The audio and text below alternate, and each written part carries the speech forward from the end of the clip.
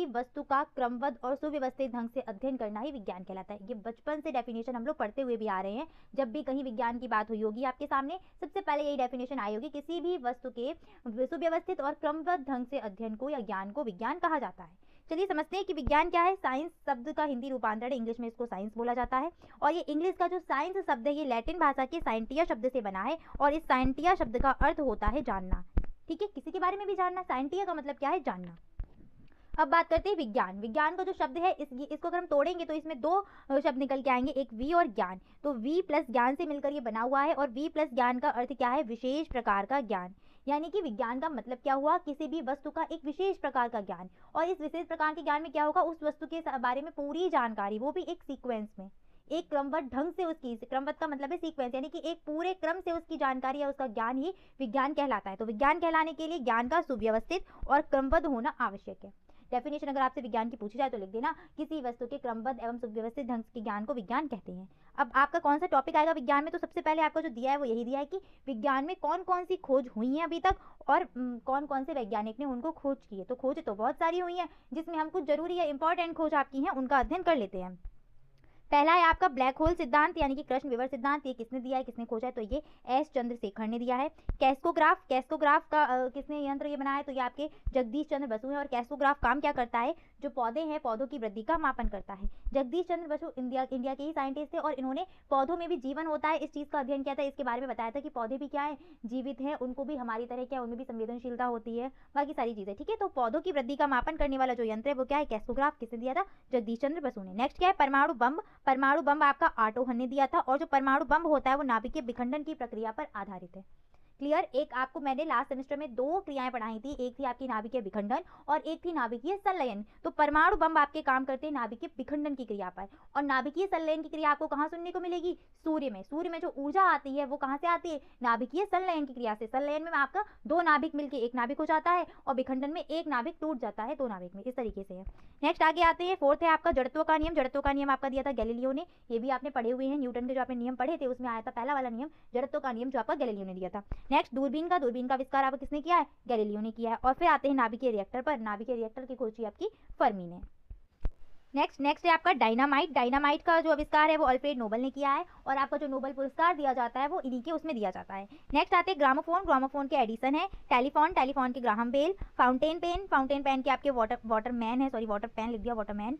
गुरुत्वाकर्षण, गुरुत्वाकर्षण की खोज की थी आपकी सर आइजैक न्यूटन ने। गुरुत्वाकर्षण क्या होता है? तो जो पृथ्वी एक बल लगाती है ना, अपनी तरफ वस्तु को खींचती है अपने केंद्र की तरफ, तो जो बल आकर्षण बल लग रहा है वही गुरुत्वाकर्षण बल है। और ये सभी ऑब्जेक्ट के पास होता है, जो भी आपके ग्रह हैं या जैसे आपका चंद्रमा है तो सभी के पास सबका अपने गुरुत्वाकर्षण बल होता है। नेक्स्ट आते हैं रेडियोधर्मिता। इसकी खोज आपकी की है हेनरी बेकुरल ने। रेडियो की खोज आपकी किसने की है? मार्कोनी ने। इनका तो नाम आपने सुना भी होगा। प्लवन का सिद्धांत आर्किमिडीज ने दिया। ये सिद्धांत आपका इंपॉर्टेंट है और ये आपको आगे जो नेक्स्ट चैप्टर है आपका चैप्टर 2 वहां पर ये मिलेगा। नेक्स्ट है आपका एक्सरे। एक्सरे की खोज आपकी की है डब्ल्यूसी, एक्स रेज जो होती है ना उनकी खोज आपकी की है डब्ल्यूसी रोजेन ने।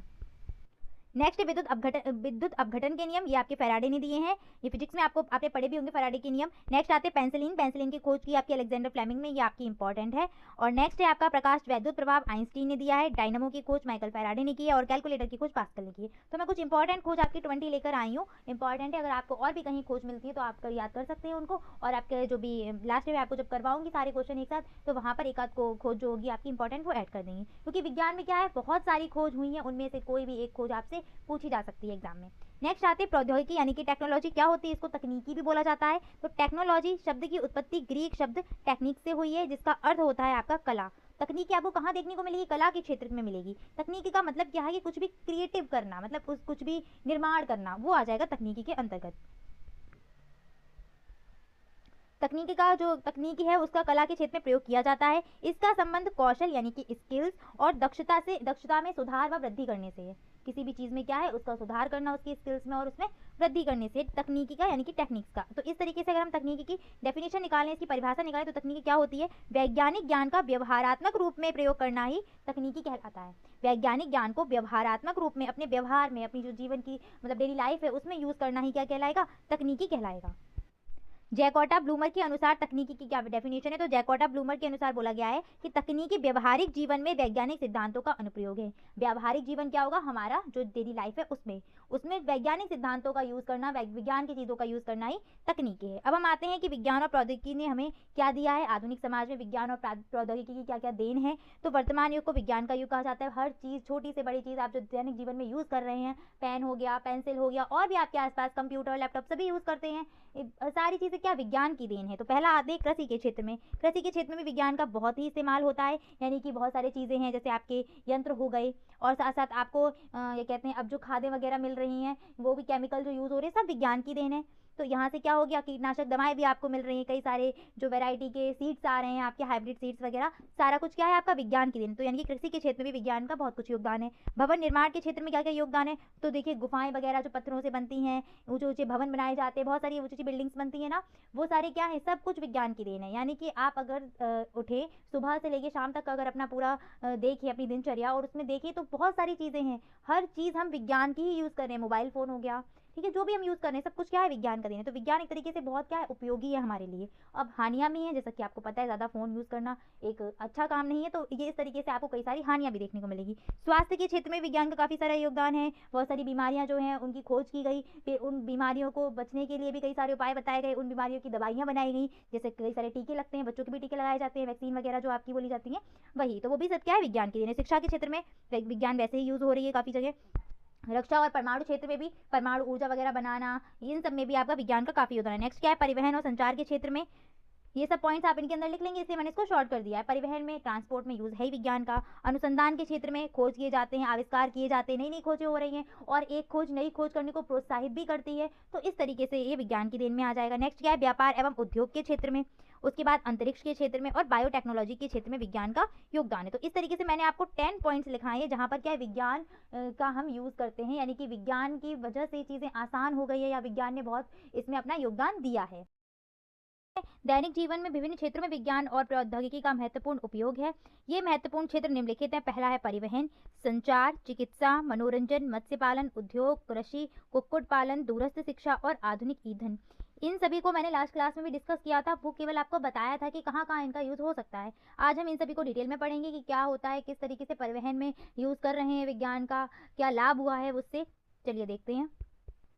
फर्स्ट है आपका परिवहन, जिसको हम ट्रांसपोर्ट बोलते हैं। तो परिवहन में क्या होता है कि मनुष्य को एक स्थान से दूसरे स्थान तक ले जाना, या फिर वस्तुओं को एक स्थान से दूसरे स्थान तक ले जाने की प्रक्रिया को हम परिवहन कहते हैं। विज्ञान और प्रौद्योगिकी के माध्यम से आज परिवहन के क्षेत्र में अनेक आविष्कार हुए हैं, जैसे बस, ट्रेन, हवाई जहाज इत्यादि। आपको पता होगा प्राचीन समय में अगर हमें एक जगह से दूसरी जगह जाना होता था तो हम किसका सहारा लेते थे, बैलगाड़ी का, घोड़े का, हाथी, इन सब पे लोग जाते थे, युद्ध वगैरह पे भी जाते थे ना लोग, तो इन सभी के माध्यम से जाते थे। या फिर और थोड़ा, चलो वो तो प्राचीन काल की बातों के युद्ध वगैरह में, उससे और थोड़ा आगे बढ़ाओ तो अगर आप अपने दादी बाबा से बात करें, या फिर उनके भी दादी बाबा की आपने कहानी सुनी होगी, तो किससे जाते थे वो, बैलगाड़ी से, घोड़ा गाड़ी से, इन सभी से वो जाया करते थे। अब अगर उस टाइम से आप इस टाइम में आओ तो कितने सारे साधन हो गए हैं, बस, ट्रक, ट्रैक्टर, कितनी सारी चीज़ें हो गई जिनसे हम वस्तुओं को, सामानों को लेकर जा सकते हैं। ट्रेन, हवाई जहाज के माध्यम से व्यक्तियों को भी इधर से उधर पहुंचाया जा सकता है।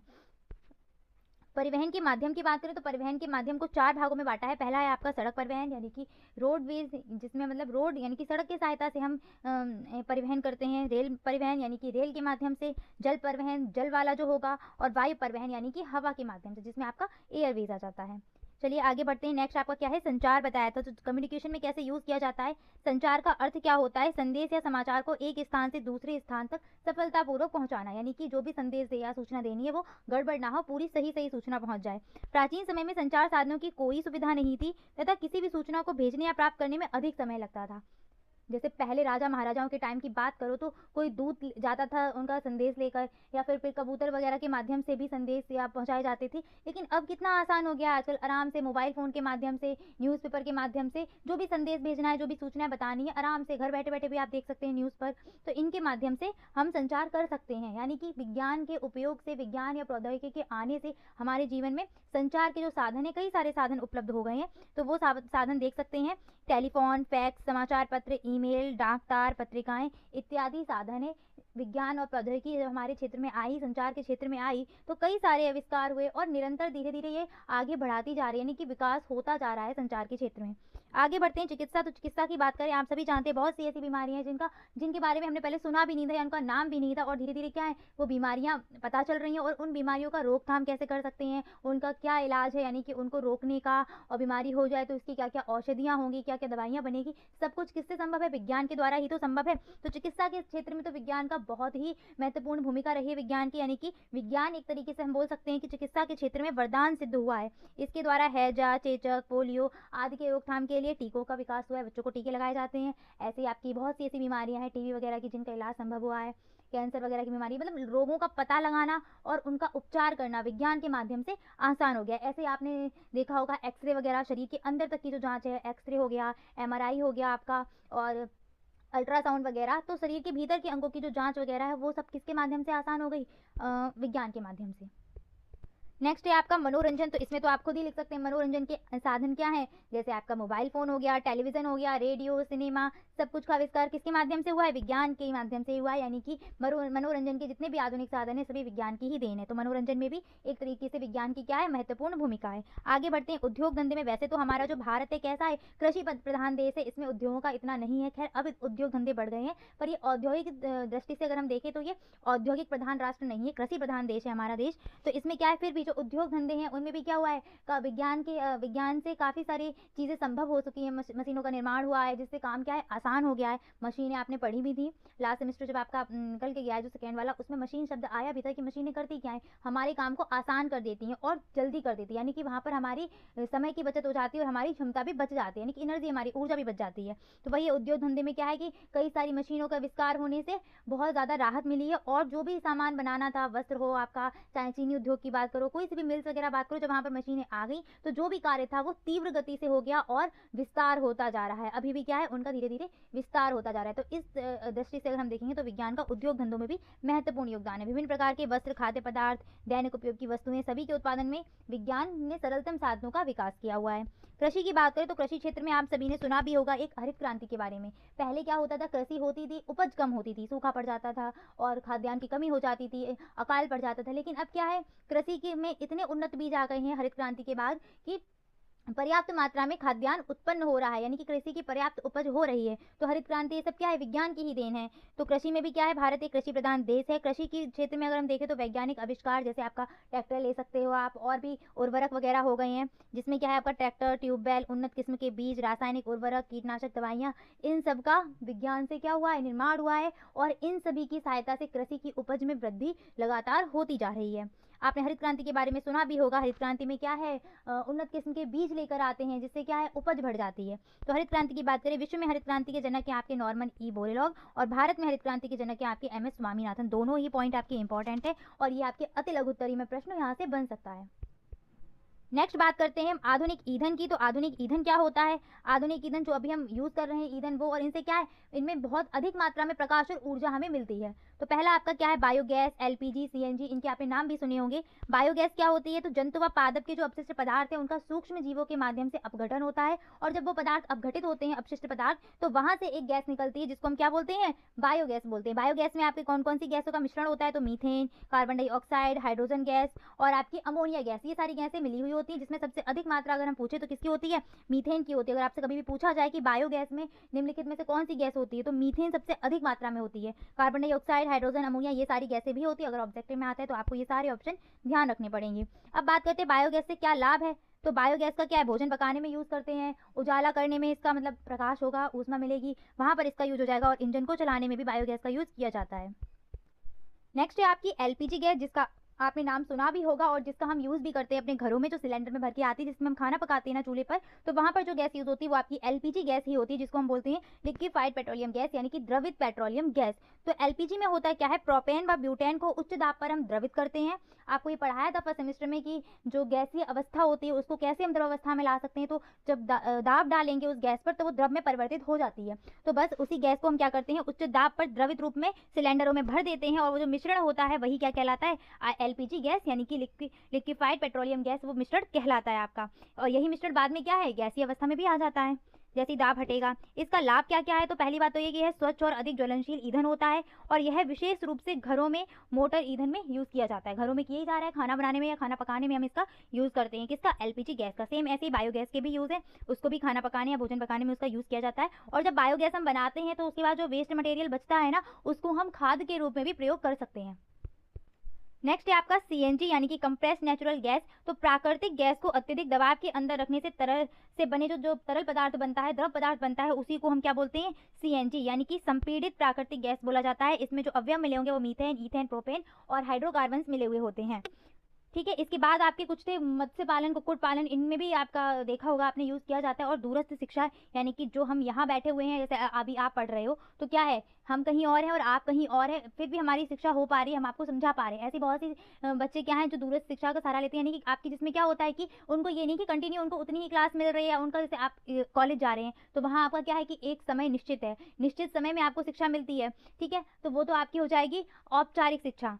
लेकिन दूरस्थ शिक्षा क्या है, अनौपचारिक शिक्षा, इसमें एक निश्चित समय की जरूरत नहीं होती, फिर भी उनकी शिक्षा, जैसे आपने इग्नू वगैरह का नाम सुना होगा, तो वो दूरस्थ शिक्षा के अंतर्गत आते हैं। उसमें मतलब बच्चे एडमिशन ले लेते हैं, अपना एग्जाम दे लेते हैं, फिर भी मतलब दूर से उनकी शिक्षा हो रही है और प्रॉपर उनको सारी चीज़ें मिलती रहती हैं पढ़ाई की। वही आपका दूरस्थ शिक्षा में भी सहारा किसका लिया जा रहा है, एक तरीके से विज्ञान का। विज्ञान बीच में माध्यम बन रहा है, टीचर कहीं और है, बच्चे कहीं और है, फिर भी टीचर अपनी जानकारी या अपनी नॉलेज बच्चों तक पहुंचा पा रहे हैं, किसके माध्यम से, विज्ञान के माध्यम से। तो विज्ञान का जो यूज़ है वो दूरस्थ शिक्षा में भी महत्वपूर्ण भूमिका विज्ञान अपनी निभा पा रहा है। तो इतना आप समझ गए। नेक्स्ट आपका पॉइंट क्या है, विज्ञान एवं प्रौद्योगिकी से मानव समाज को क्या लाभ है। तो जितने भी आपने ऊपर सभी पॉइंट पढ़े हुए हैं वो सारे पॉइंट आप लिख सकते हैं, इसीलिए मैंने यहाँ पर क्या कर दिया है, उपर्युक्त सभी बिंदु।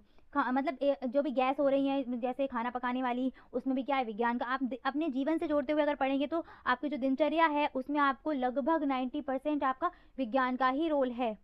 ठीक है, मतलब शुरुआत से अगर आप देखें तो हर चीज़ आपको, सुबह उठने से अगर आप उठाएं, अपना फ़ोन ले सकते हैं, टेलीविज़न ले सकते हैं, न्यूज़पेपर ले सकते हैं, हर चीज़ें अगर आप देखें, उनको रिलेट कर पाएँ, तो सब में क्या है, आपको कहीं ना कोई साइंस मिल ही रही होगी। ठीक है, तो आप उसमें लाभ तो लिख ही सकते हैं। हानियों की बात कर लेते हैं, तो सीधी सी बात है, जितने यंत्र आते जा रहे हैं, साधन आते जा रहे हैं, हमारे लिए चीज़ें आसान होती जा रही हैं, और जब हमारे लिए काम आसान होता जाएगा, हम वहाँ पर क्या है, आलसी होते रहेंगे। तो वही लोगों में आलसीपन पैदा हो रहा है, पर्यावरण प्रदूषण भी हो रहा है। इन चीज़ों से ज़्यादा मात्रा पर यूज़ करेंगे तो पर्यावरण प्रदूषण भी होता रहेगा। खाद्य पदार्थों में विषाक्तता उत्पन्न हो रही। विषाक्तता का मतलब क्या है, विष जैसा गुण। जैसे कई सारी खाद्य प्रयोग की जाती हैं, कीटनाशक दवाइयों का ज़्यादा प्रयोग किया जाता है, तो वो चीज़ किस में आ जाती है, उस फसल में आ जाती है, और वही खाद्य पदार्थ हम खाते हैं तो वो हमारे शरीर के अंदर भी आ जाती है। इसीलिए कई सारी बीमारियां लोगों को पनप रही हैं। ठीक है, हाई बीपी की प्रॉब्लम होना, डायबिटीज़ होना, ये बहुत कॉमन अब तो हो गया है। तो वो सब क्या है, खाद्य पदार्थों की वजह से। बेरोजगारी में वृद्धि हो रही है, ये कैसे हो रहा है, तो जो उद्योग धंधे हैं वहाँ पर क्या है, मशीनों का प्रयोग होने लगा है। पहले जहाँ पर लोग काम करते थे वहाँ पर बड़ी बड़ी मशीनें काम कर रही हैं, तो सीधी सी बात है, अब वो क्या है, जो भी वहाँ का मैनेजमेंट होगा अब लोगों को कम रखेगा। मतलब जितनी वो मशीनें चलाने के लिए ज़रूरत है सिर्फ उतने ही लोग रखे जाएंगे, यानी कि बाकी लोग हटा दिए जाएंगे, तो जो हट गए लोग वो बेरोजगार हो ही गए हैं। तो इस तरीके से बेरोजगारी में भी वृद्धि हो रही है। जो है आपका दाब, सबसे पहले हम दाब को समझेंगे, क्योंकि यहाँ से क्या है, कुछ आपको यंत्र पढ़ने पड़ेंगे जिसमें दाब का यूज़ होता है, उनकी क्रियाविधि वगैरह भी आपको लिखने को आ सकती है। तो स्टार्ट करते हैं कि दाब क्या होता है। ये क्वेश्चन आपका आया हुआ भी है। तो दाब क्या है, किसी सतह के एकांक क्षेत्रफल पर लगने वाले बल को ही दाब कहते हैं। यानी कि कोई सतह है, इसके एकांक क्षेत्रफल पर जो बल लग रहा है, F/A, इसका फॉर्मूला बनता है P = F/A। अगर A यहाँ पर क्या है, A होता है आपका क्षेत्रफल और F होता है आपका बल। अगर हम क्षेत्रफल को 1 ले लें, 1 मीटर स्क्वायर या जो भी है क्षेत्रफल है, तो वहाँ पर क्या हो जाएगा आपका, P = F बन जाएगा। यानी अगर हम बल की क्षेत्रफल की जगह 1 रखते हैं तो वहाँ पर क्या बन जाएगा, P = F। तो यही कहा जाता है, अगर किसी सतह के एकांक क्षेत्रफल पर बल लगा रहे हैं वही बल आपका दाब कहलाएगा। बोलते भी हैं, नॉर्मल हम बोल भी देते हैं, जो बल लग रहा है उसी को क्या कह देते हैं, दाब कह देते हैं। ठीक है, तो आपका दाब है क्या, प्रेशर है क्या, किसी सतह के एकांक क्षेत्रफल पर लगने वाला बल जो है वही दाब कहलाता है। फॉर्मूला क्या बनेगा, P = F/A, यानी कि दाब बराबर बल बटे क्षेत्रफल। अगर यहाँ से मात्रक निकालना चाहे तो मात्रक क्या बनेगा, बल का मात्रक क्या होता है, न्यूटन, और क्षेत्रफल का मात्रक क्या होता है, मीटर स्क्वायर। तो न्यूटन प्रति मीटर स्क्वायर किसका मात्रक बन जाएगा, दाब का मात्रक बन जाएगा। चलिए आगे बढ़ते हैं। दाब का MKS पद्धति में मात्रक क्या होता है, न्यूटन प्रति मीटर स्क्वायर, जो मैंने भी आपको बता दिया। यही अगर CGS पद्धति में लिखना हो तो CGS पद्धति में बल का मात्रक क्या होता है, डाइन, और क्षेत्रफल का मात्रक क्या हो जाएगा, सेंटीमीटर स्क्वायर। तो दाब का मात्रक CGS पद्धति में क्या बनेगा, डाइन प्रति सेंटीमीटर स्क्वायर। यही आपका सबसे इंपॉर्टेंट क्वेश्चन पूछा जा सकता है कि दाब का SI पद्धति में मात्रक क्या होगा। तो दाब का SI पद्धति में मात्रक होता है पास्कल। ये आपका ऑब्जेक्टिव क्वेश्चन के लिए सबसे इंपॉर्टेंट क्वेश्चन है। सीधे सीधे आपसे पूछा जा सकता है कि निम्नलिखित में से कौन से मात्रक हैं या नहीं है, एक क्वेश्चन ये बनेगा, या फिर निम्नलिखित में से कौन सा दाब का मात्रक है, वहां पर आपको पास्कल मिलेगा। और ये क्वेश्चन आपका ये जो दाब से है वो सीधे सीधे आया था कि सतह के एकांक क्षेत्रफल पर लगने वाले बल को क्या कहते हैं। ऑप्शन में ही था आपका, दाब ऑप्शन था वहां पर, तो इस चीज को भी ध्यान रखना। सीधे सीधे ऑब्जेक्टिव भी पूछते हैं और अति लघु उत्तरीय भी। चलिए आगे बढ़ते हैं। अब यहाँ से इस चीज से आपको एक बात समझनी होगी, ये जो सूत्र है, अगर यहाँ पर क्षेत्रफल का मान अधिक हो और बल का मान कम हो, जैसे यहाँ पर बल अगर हम बोल दें कि 1 न्यूटन बल लग रहा है, 1 न्यूटन बल लग रहा है और जो क्षेत्रफल है वो कितना है, 2 मीटर स्क्वायर क्षेत्रफल है, तो यहाँ से दाब का मान कितना निकल के आएगा, 2 से अगर हम डिवाइड करेंगे तो 0.5। ये बात आपको क्लियर हो रही है, समझ में आ गई। यहीं पर अगर हम क्या करें, क्षेत्रफल ले ले 1 मीटर स्क्वायर और बल को ले लेते हैं 2 न्यूटन, तो यहाँ पर अब देखिए क्या मान निकल के आ रहा है, दाब कितना निकल के आएगा, 2 पास्कल या 2 न्यूटन प्रति मीटर स्क्वायर। तो कहने का मतलब ये है कि क्षेत्रफल अधिक होगा तो दाब कम होगा, क्लियर। और क्षेत्रफल कम होगा तो दाब का मान भी क्या निकल के आएगा, ज्यादा निकल के आएगा। बात समझ में आ गई, नहीं समझ में आई तो एक बार फिर से देख लीजिए। जैसे अगर हम क्या करें, बल का मान ले लेते हैं कम और क्षेत्रफल का उससे अधिक मान लेंगे, तो बल हमने ले लिया 1 न्यूटन, ठीक है। क्षेत्रफल हम ले लेते हैं 1 metre square, sorry 2 metre square, क्षेत्रफल ज़्यादा लेना, बराबर लेंगे तो कोई निष्कर्ष नहीं निकलेगा। क्षेत्रफल हमने ले लिया 2 मीटर स्क्वायर, भाग देंगे, यानी कि जब आप ये बात समझिए, जब बड़ी संख्या से भाग देंगे तो ऊपर जो मान निकल के आएगा वो सीधे सीधे क्या आएगा, कम निकल के आएगा ना। डिनोमीटर अगर बड़ा होगा, न्यूमीटर छोटा होगा, तो यानी कि अंश अगर छोटा होगा, हर बड़ा होगा, तो मान क्या निकल के आएगा, सॉल्व करने के बाद छोटा निकल के आएगा। यहीं पर अब हम बल का मान कितना लेते हैं, 2 न्यूटन ले लिया हमने बल, और क्षेत्रफल कितना ले लिया, 1 मीटर स्क्वायर, तो कितना मान निकल के आएगा, 2 निकल के आएगा सीधे सीधे। तो जैसे ही क्षेत्रफल बढ़ा, दाब का मान क्या हो गया, कम हो गया, और जैसे ही क्षेत्रफल को कम किया, दाब का मान क्या हो गया, अधिक हो गया। समझ में आ रही है बात, कि क्षेत्रफल के ज्यादा और कम होने पर दाब घट बढ़ रहा है। ऐसी सेम बल के साथ भी होगा, ठीक है। चलिए अब आगे देखते हैं। यहाँ पूछा गया आपसे कि दाब अधिक होता है, दाब अधिक कब होगा, बैठने पर, एक पैर पर खड़े होने पर, दोनों पैर पर खड़े होने पर, लेटने पर। अब देखिए, जब हम लेटे होंगे तो क्षेत्रफल सबसे ज्यादा घेरेंगे ना, क्षेत्रफल यानी कि जितना हमारी बॉडी जिस एरिया में आ रही होगी वही तो क्षेत्रफल है ना। तो लेटने पर क्या होगा, क्षेत्रफल अधिक होगा, क्षेत्रफल अधिक होगा तो सबसे कम दाब लगेगा। समझ में आ रही है, यानी कि सबसे कम दाब होगा यहाँ पर जब क्षेत्रफल अधिक होगा। इसके बाद अब ढूंढो ऐसी चीज जहाँ क्षेत्रफल सबसे कम हो, बैठने पर भी क्षेत्रफल मिलेगा, दोनों पैर पर खड़े होंगे तब भी कुछ क्षेत्रफल मिल रहा है, एक पैर पर खड़े होने पर सबसे कम क्षेत्रफल आएगा, यानी कि एक पैर का ही तो क्षेत्रफल आएगा सीधे सीधे, तो यहाँ पर दाब क्या होगा आपका, सबसे अधिक दाब होगा, क्लियर। तो इस मतलब इस क्वेश्चन के लिए आपका कौन सा ऑप्शन करेक्ट हो जाएगा, बी वाला, ठीक है, कि एक पैर पर खड़े होने पर दाब सबसे अधिक लगेगा। तो यहाँ से आप समझ गए क्षेत्रफल के ऊपर है कि क्षेत्रफल अगर कम होगा तो दाब सबसे अधिक हो जाएगा आपका, और क्षेत्रफल अगर सबसे अधिक हो रहा है तो दाब सबसे कम हो जाएगा। अगर यही क्वेश्चन ये पूछते कि सब दाब कम होता है, सबसे कम दाब कहाँ पर मिलेगा आपको, तो लेटने पर, क्योंकि लेटने पर क्षेत्रफल सबसे अधिक मिल रहा है। नेक्स्ट क्वेश्चन है आपका, वायुमंडलीय दाब किसे कहते हैं। तो वायुमंडलीय दाब क्लियर हो रहा है नाम से कि वायु के द्वारा जो दाब या बल लगाया जा रहा होगा किसी सतह पर, वही आपका वायुमंडलीय दाब कहलाएगा। तो पृथ्वी की सतह के प्रति एकांक क्षेत्रफल पर वायु के कारण लगने वाले बल को ही क्या बोलते हैं, वायुमंडलीय दाब कहा जाता है, ठीक है। अब वायुमंडलीय दाब से कुछ क्वेश्चन आपसे पूछे जा सकते हैं कि वायुमंडलीय दाब को सबसे पहले किस यंत्र के द्वारा मापा जाता है। तो वायुमंडलीय दाब को नोट पॉइंट मैंने लिखे हुए हैं इसीलिए कि यहाँ से क्या है, आप इन नोट पॉइंट को अच्छे से देखते हुए चलिए। तो वायुमंडलीय दाब को किस यंत्र के द्वारा मापते हैं, वो है आपका बैरोमीटर। वायुमंडलीय दाब आपका बैरोमीटर के द्वारा मापा जाता है। पृथ्वी की सतह से ऊपर जाने पर वायुमंडलीय दाब का मान कैसा होता है, कम होता जाता है। नेक्स्ट आते हैं वायुमंडलीय दाब का एसआई मात्रक क्या है। तो वायुमंडलीय दाब का एसआई मात्रक है आपका बार, यानी कि इसको अगर हम मेजर करेंगे तो इसकी इकाई क्या होगी, बार। इसको मिली बार में भी नापा जाता है, जो नॉर्मल है आपका वायुमंडलीय दाब मिली बार में भी आपको देखने को मिलेगा। एवरेज जो समुद्र तल से आपको जो नापा गया है वो क्या है आपका मिली बार में भी है। तो आप समझ गए यहाँ से कि वायुमंडलीय दाब का यंत्र क्या है उसको मापने का। वायुमंडलीय दाब मापने का आपका जो यंत्र है वो है बैरोमीटर। और अगर पृथ्वी की सतह से ऊपर की तरफ बढ़ते हैं तो क्या होता है आपका वायुमंडलीय दाब का मान कम होता जाता है। और यहीं पर वायुमंडलीय दाब का एसआई मात्रक पूछा जाए आपसे तो वायुमंडलीय दाब का एसआई मात्रक क्या है, बार होता है, ठीक है। नेक्स्ट है आपका एक बार में कितने पास्कल होंगे, क्योंकि दाब का मात्रक हमने क्या पढ़ा हुआ है, एसआई मात्रक। दाब का जो एसआई मात्रक है वो क्या होता है, पास्कल। अब चूंकि ये वायुमंडलीय दाब है लेकिन है तो दाब ही ना, तो उसमें क्या इसका होगा संबंधित। तो जो बार है ना वो एक बार आपका होता है 10⁵ पास्कल के बराबर। पास्कल और न्यूटन प्रति मीटर स्क्वायर इक्वल ही रहेंगे, ठीक है, क्योंकि बस वो एसआई मात्रक है, वो आपका एमकेएस पद्धति में मात्रक है। चलिए आगे बढ़ते हैं कि बैरोमीटर क्या है, बैरोमीटर से क्या काम करते हैं वो तो आपने समझ लिया कि वायुमंडलीय दाब का मापन करते हैं हम बैरोमीटर से। अब बैरोमीटर होता क्या है, कितने प्रकार का है, किसने बनाया है, इसके बारे में देखते हैं। तो बैरोमीटर आपका सबसे पहली बात तो वही लिखिए, वायुमंडलीय दाब को मापने का यंत्र है। वायु दाब की माप सबसे पहले सन 1943 में टॉरिस एली ने की थी, इन्होंने ही बैरोमीटर को दिया था, ठीक है, क्योंकि बैरोमीटर से इन्होंने वायु दाब को मापा था। वायु दाब मापी बैरोमीटर, यानी कि दाब मापी या बैरोमीटर एक ही चीज है। वायु दाब मापी दो प्रकार के होते हैं, एक होता है आपका फॉर्टिन बैरोमीटर और दूसरा होता है निद्रव वायु मापी। ठीक है। निर्द्रव यानी कि इसमें द्रव का यूज नहीं होगा, किसी भी लिक्विड का यूज नहीं किया जाएगा। फॉर्टिन बैरोमीटर को देखते हैं तो आपका जो आपने शायद कभी कभार एक्सपेरिमेंट किया भी होगा कि वायुदाब से क्या होता है या वायुदाब हम कैसे देखेंगे। तो शायद आपने देखा हो कि हम एक बोतल लें और बोतल के को ढक्कन से बंद कर दें और उसमें 2 पाइप डाल दें उन्हीं ढक्कन से, और एक पाइप से अगर हम फूंकते हैं वायु को अंदर देते हैं तो क्या है, चूंकि ढक्कन बंद है इसलिए वायु बाहर कैसे निकलेगी। तो जो वायु जो है ना, वायु तो बाहर नहीं निकलती, पर जैसे ही वायु अंदर जाती है उसका दबाव पड़ता है तो होता क्या है, पानी बाहर निकलने लगता है उस वायु की वजह से। ठीक है, तो ये आपने एक्सपेरिमेंट्स किए भी होंगे। और शायद आपने साधारण वायुदाब मापी देखा भी होगा। कुछ इस तरीके से टब ले लो, पानी भर लो, कोई एक कांच की नली ले लो जिसका एक सिरा बंद हो, उसमें पारा वगैरह भर के उसका एक सिरा अंगूठे से दबाने के बाद यहाँ पानी भरा हुआ है और इस नली को यहाँ पर रखते हैं, उसके बाद मेजर करते हैं वायुदाब। तो ये साधारण वायुदाब मापी है, अगर आपने कहीं देखा हो तो।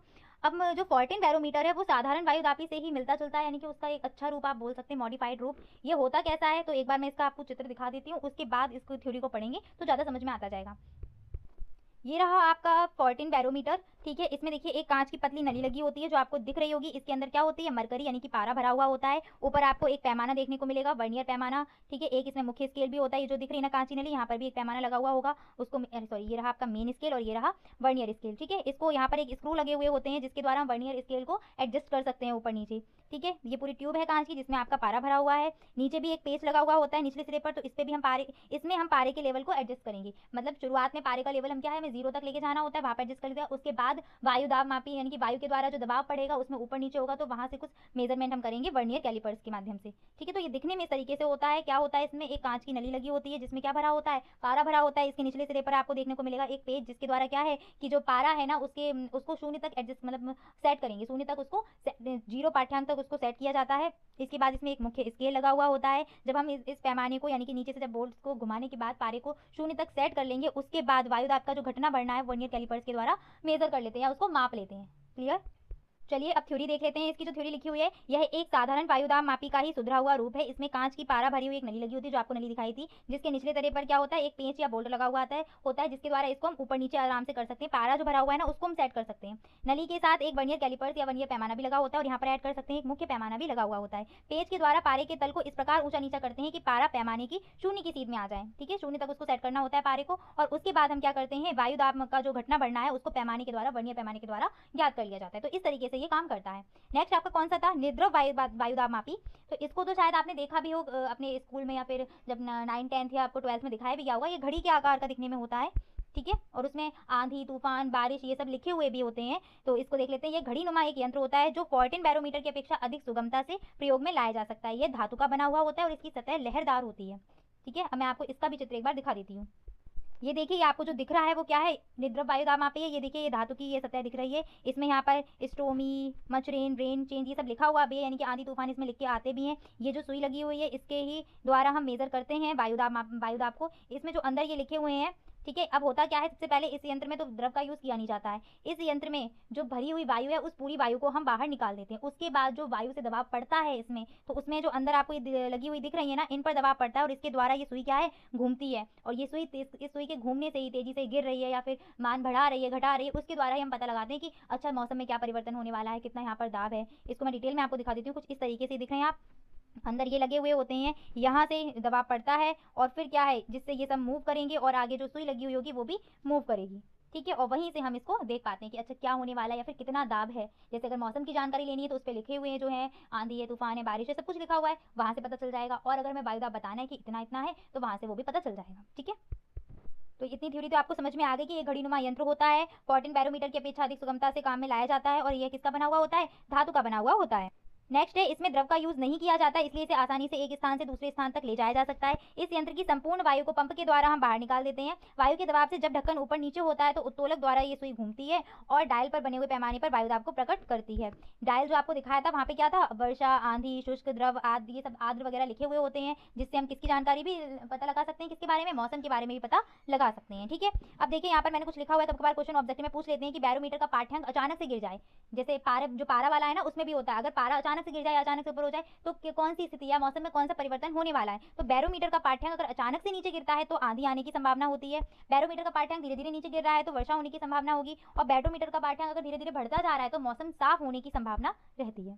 क्लियर। अब नेक्स्ट आपका जो टॉपिक है वो है वायुमंडलीय दाब का उपयोग। देखते हैं जो वायुमंडलीय दाब है उसके उपयोग। इसमें आपकी क्रियाविधि पढ़नी पड़ेगी आपको, जल पंप की, साइकिल पंप की और फुटबॉल पंप की। ठीक है, तो चलिए स्टार्ट करते हैं।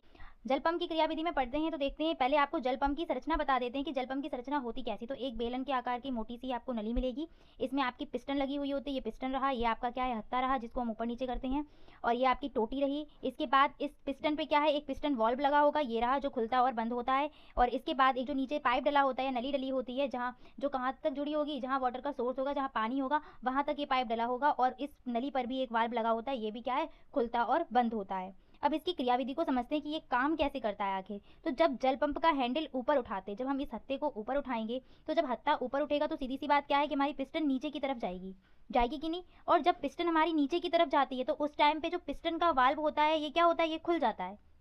यहाँ पर लिख देती हूँ, पिस्टन का वाल्व क्या होगा, ये खुल जाएगा। जैसे ही पिस्टन का वाल्व खुला तो उस टाइम पे क्या होगा, इधर जो भी हवा भरी होगी वो क्या होगी, बाहर निकल जाएगी, बाहर निकलने लगेगी। और उस वायु दाब के कारण ये जो नली का वाल्व है, ये क्या होगा, ये बंद हो जाएगा। तो यहाँ से आप एक बात समझ गए कि जब हमने हत्थे को ऊपर उठाया तो हत्थे को ऊपर उठाते समय पिस्टन हमारी नीचे की तरफ गई, और पिस्टन के नीचे जाने से क्या हुआ, जो पिस्टन का वाल्व है वो खुल जाएगा।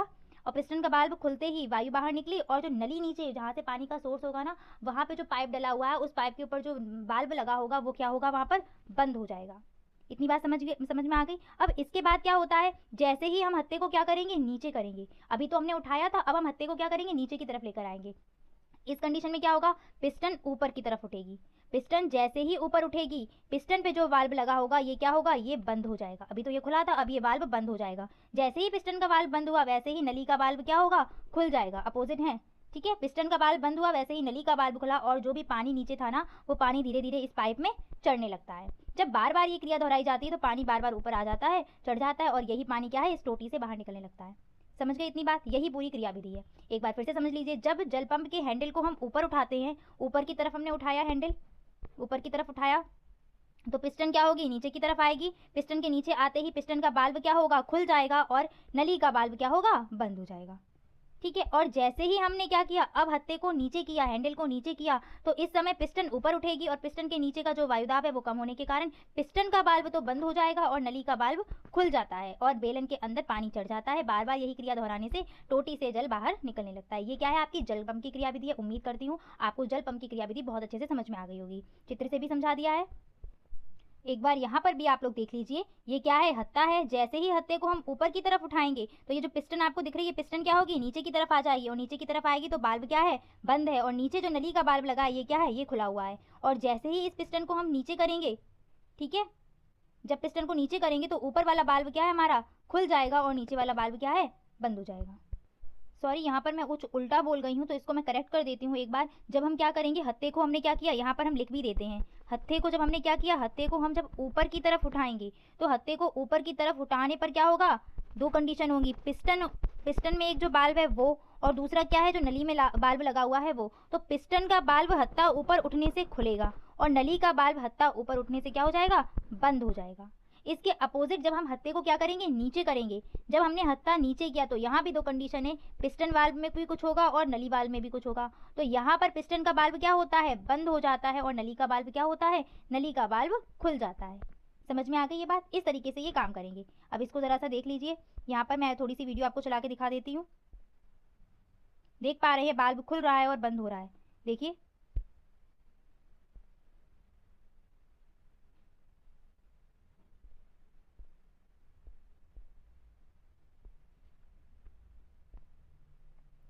हत्था नीचे, बाल्ब बंद है पिस्टन का, नली का खुला है, और अब ये खुल गया।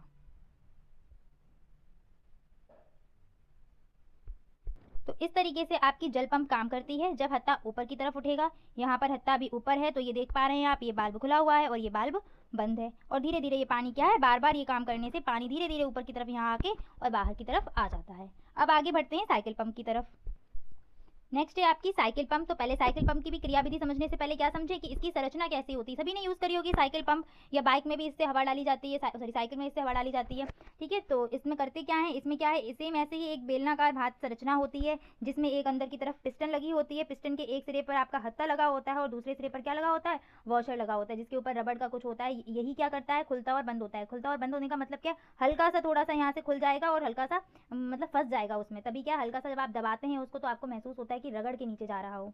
ठीक है। तो अब ये काम कैसे करता है, और ये इधर की साइड क्या है, एक पाइप लगा होता है, यहाँ पर क्या है आपका रबड़ के ट्यूब लगे होते हैं और कुछ जिसको हम क्या करते हैं, जो साइकिल की ट्यूब होती है उसमें अटैच करते हैं और वहाँ पर फंसा देते हैं। उसके बाद इस हत्थे को ऊपर नीचे जब करते हैं तब हमारी साइकिल पंप में साइकिल ट्यूब में हवा भरती है। ये साइकिल पंप है। इसकी संरचना हो गई। एक बार संरचना की थ्योरी देख लो। तो साइकिल पंप की संरचना एक बेलन की भांति होती है, जिसमें ऊपर की ओर हत्था लगा रहता है और नीचे की ओर एक ट्यूब लगा रहता है यहाँ पर, जिसे साइकिल के टायर ट्यूब से जोड़ देते हैं। साइकिल का जो टायर ट्यूब होता है ना, उससे इसको जोड़ दिया जाता है। इसमें एक पिस्टन लगी होती है, जिसके ऊपरी सिरे पर हत्था लगा होता है और नीचे की तरफ क्या लगी होती है, वॉशर लगा होता है। ये रहा हत्था।